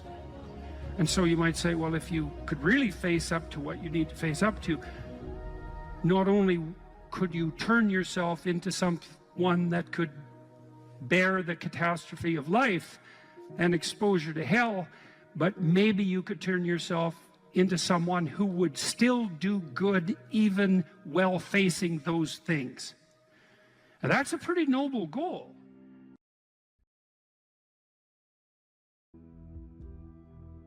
I had lots of clients and students who were chaotic in their orientation to life. They didn't know what to do, and they didn't know what to do about not knowing what to do. It's like, I don't know what to do with my life, and I don't know what to do about my ignorance. And my reaction to that, in some sense, wasn't exactly the reaction of a clinician, because not a typical clinician, because typical clinicians are liberal Protestant in their fundamental orientation, and they tend to think of psychological development as something like self-actualization, right? It's really a self-development process. But that wasn't my observation, partly influenced by the developmental psychologist Jean Piaget. I had a more communitarian view of human development than that, and my observation was that most people find the cardinal meanings in their life not as a consequence of the development of their self, whatever that is, but in service to other people, in the adoption of responsibility. You know, because you're told, be responsible, and it's a finger-wagging thing again, you know, that if you were a good person, you be responsible, you do your duty. But no one ever says, well, because that's where you find the abiding meaning in your life, and you need that meaning to sustain you through suffering. And that's definitely the case. You know, I was very ill for a number of years, and a lot of what got me through that wasn't my own special nature, let's say, but the support of my family and the support of my friends and the support of the broader community made a huge difference, not only psychologically, because I knew people were supporting me, but also practically. You build yourself a community, you sacrifice yourself in the service of other people, not so much because you should, although you should, but because that is where meaning is to be found, and you need a deep meaning to sustain you through tragedy. That's the arc. And you find that deep meaning, and you know, there's the notion that it's better to give to receive than to receive, and it sounds like a Hallmark greeting card in some sense, and people are cynical about that too. Well, yeah, you say that because you should be good and think that, but if you watch yourself, you'll see that it's true, because one of the things that's been really pronounced element in my life is that, you know, people thank me from time to time for things that I've done or said, and there isn't a better experience than that, you know, that you've put something out that's actually a manifestation of what you truly believe, and the consequence of that is part of the redemptive process for someone else. There is nothing that's better than that. Zero, nothing. In fact, I don't think there's anything that's even in the same conceptual universe of that in terms of its intrinsically rewarding properties. There's nothing better than to have people, perhaps particularly people you've never met, tell you that what you have been doing has had a salutary effect on their lives. And so that's a hell of a fine thing to aim for. And why not aim for it, you know? Because you could do it. If you put, I wouldn't even say necessarily that you put other people first, because I think that's a mistake, but I do think it's the case that you treat other people in the manner that you would wish to be treated if you were treating yourself properly. And that's also a sophisticated thing, right? To learn to treat yourself properly. Because that doesn't mean you get to fulfill every momentary whim, because that's what you do when you're 2, and 2-year-olds can't live without their parents. You know, you have to be wise enough to govern your current behavior in light of the future. And that's really what it means to be an adult. It's what it means to forestall gratification and to attain the responsibility of an adult. And the reason that you should do that, because you should, is because it's actually better, you know, in all ways. It's a panacea for suffering to adopt that responsibility. And so I would tell my clients and students as well, it's like, well, let's just take a look at where other people find meaning, you know, and we'll see how your life matches with that. Do you have an intimate relationship? Yes or no? The right answer is yes. Now, maybe not for you, and maybe you don't right now, and maybe you have your reasons not to because you're a singular person in that regard, but probably not. Because that's like a third of life. And so if you don't have that, that might be one of the reasons you're not doing so well. And the fact that you don't have it might be an indication that you're not oriented in the proper direction. Oh, I can give you an example of that. I had many people question me when I was just on tour. This is a question that came up quite rapidly, often in the Q&A sessions. How do I find the right person when I'm dating? How do I find the person who's right for me when I'm dating? And I got that, or on the internet. I got that question like 3 times in a row, and I thought, because I always think this, what about that question? What's wrong with that question? Something wrong with that question. How about, how do I conduct myself so that I am the best possible partner? Now that's a whole different, right? That's a whole different conceptual universe, and virtually no one ever asked that question. And I would say, well, if you want an answer to the first question, which is how do I find the person who's right for me, you actually start by asking the second question, which is what can I bring to the table for someone else? And if you're really good at bringing something to the table for someone else, hey man, people might be lining up to be your partner. And if they're not, then you might think, well, maybe I'm just not bringing the right thing to the table. And that's worth thinking, especially if you're desperate, you're lost, and you're alone. It's like, maybe I got this wrong. And I usually sort of top that with the suggestion that even if you did find the person who was perfect for you, and they're that perfect, what makes you think they wouldn't take one look at you and run screaming away? And they likely would if they were that perfect, because, really, are you that much of a catch? And if you think you are, that might be part of the problem. So that's one, right? Intimate relationship. So I would say to you at the crossroads, develop a vision for your relationship. There's a gospel saying, which is, of course, impossible to comprehend or believe. Knock and the door will open, ask and you will receive, seek and you will find. And people think, well, no way, the world's not constituted like that. It's like, it goes back to the idea of aim. If you don't aim at it, you're not going to hit it. And it might also go back to a question about what do you mean by ask and what do you mean by want? Because it isn't just some casual request. You're praying to God, I wish I could find my wallet or something like that, as if he's the casual granter of magical wishes, like a fairy with a magic wand. It's not that. Asking means something like this: I am willing to give up everything that I'm doing wrong so that I can put things right, if I could know what right was. And that's you're on your knees when you say that, man. And maybe if you're on your knees, you get the answer. And so that's worth thinking about. So, if you knocked and you wanted to walk through and you asked and you wanted to learn, and you sought because you wanted to find, maybe you would receive and be answered and find, but not without aim. And so I might say, well, look, if you could have the relationship you wanted, you get to have the relationship you want and need. But you have to know what it is. And so then you need a vision of that. It's like, and a developed vision, Not, I need to find the person right for me. It's like, what do you mean by that? How are you going to treat your partner when they come home from work? How about something that concrete? Or how would you like to be treated when you come home from work? Or what sort of partner do you want in relationship to their attitude towards children? You have to make it real, like it's the story of your own life, which, by the way, it is. And then maybe you find it, because at least once you've developed the vision, if it manifests itself, you'll recognize it. That's something.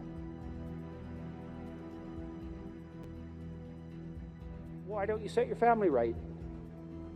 You need siblings. Maybe you don't have them. Set your relationship with your parents right. Fix your relationship with your father, with your mother, with your siblings. The same thing. And then what sort of relationship do you want to have with your children? You know, if you could have what you wanted. I had a very good relationship with my children. My daughter, as I said, was very ill, so that made things complicated. But I had a great relationship, and still do, with my son. It's one of the lights of my life. And we concentrated on making that relationship pristine, you know, both of us, and my wife as well. And so you imagine, well, I want my son to love me. I want my son to respect me, and vice versa. I want a child who can make mature decisions. I want someone I can rely on. I want someone who other people gravitate towards. Because I can have what I want if I'm willing to make the proper sacrifices. And so that's a good thing. Could you set your family straight? Well, you need a job or a career. So what can you offer, and what can you bring the world in that regard? And then I would say, well, if you're thinking about career success in this Tower of Babel manner, then that's a temptation. But you might think, well, how much good could I do if I had the opportunity in the shortest possible period of time, if I went all in?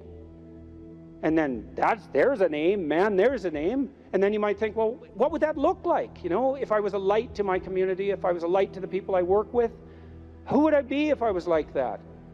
And then you can conceptualize that, and you can see when you deviate from it, and why couldn't you correct for the deviations and move towards that? And then you might say, well, are you going to make productive use of your time outside of work? Productive and generous use of your time? Productive, generous, and meaningful use of your time. How about that? You're going to control your susceptibility to temptation, regulate your alcohol and drug use, because alcoholism takes out lots of people. Regulate your sexual temptation. You can control yourself for some reason that's worth controlling yourself for. You know, because there's something to being sybaritic. There's at least the momentary pleasure. It's not nothing. And you're not going to sacrifice that, if you have any sense, unless you sacrifice it to something clearly better.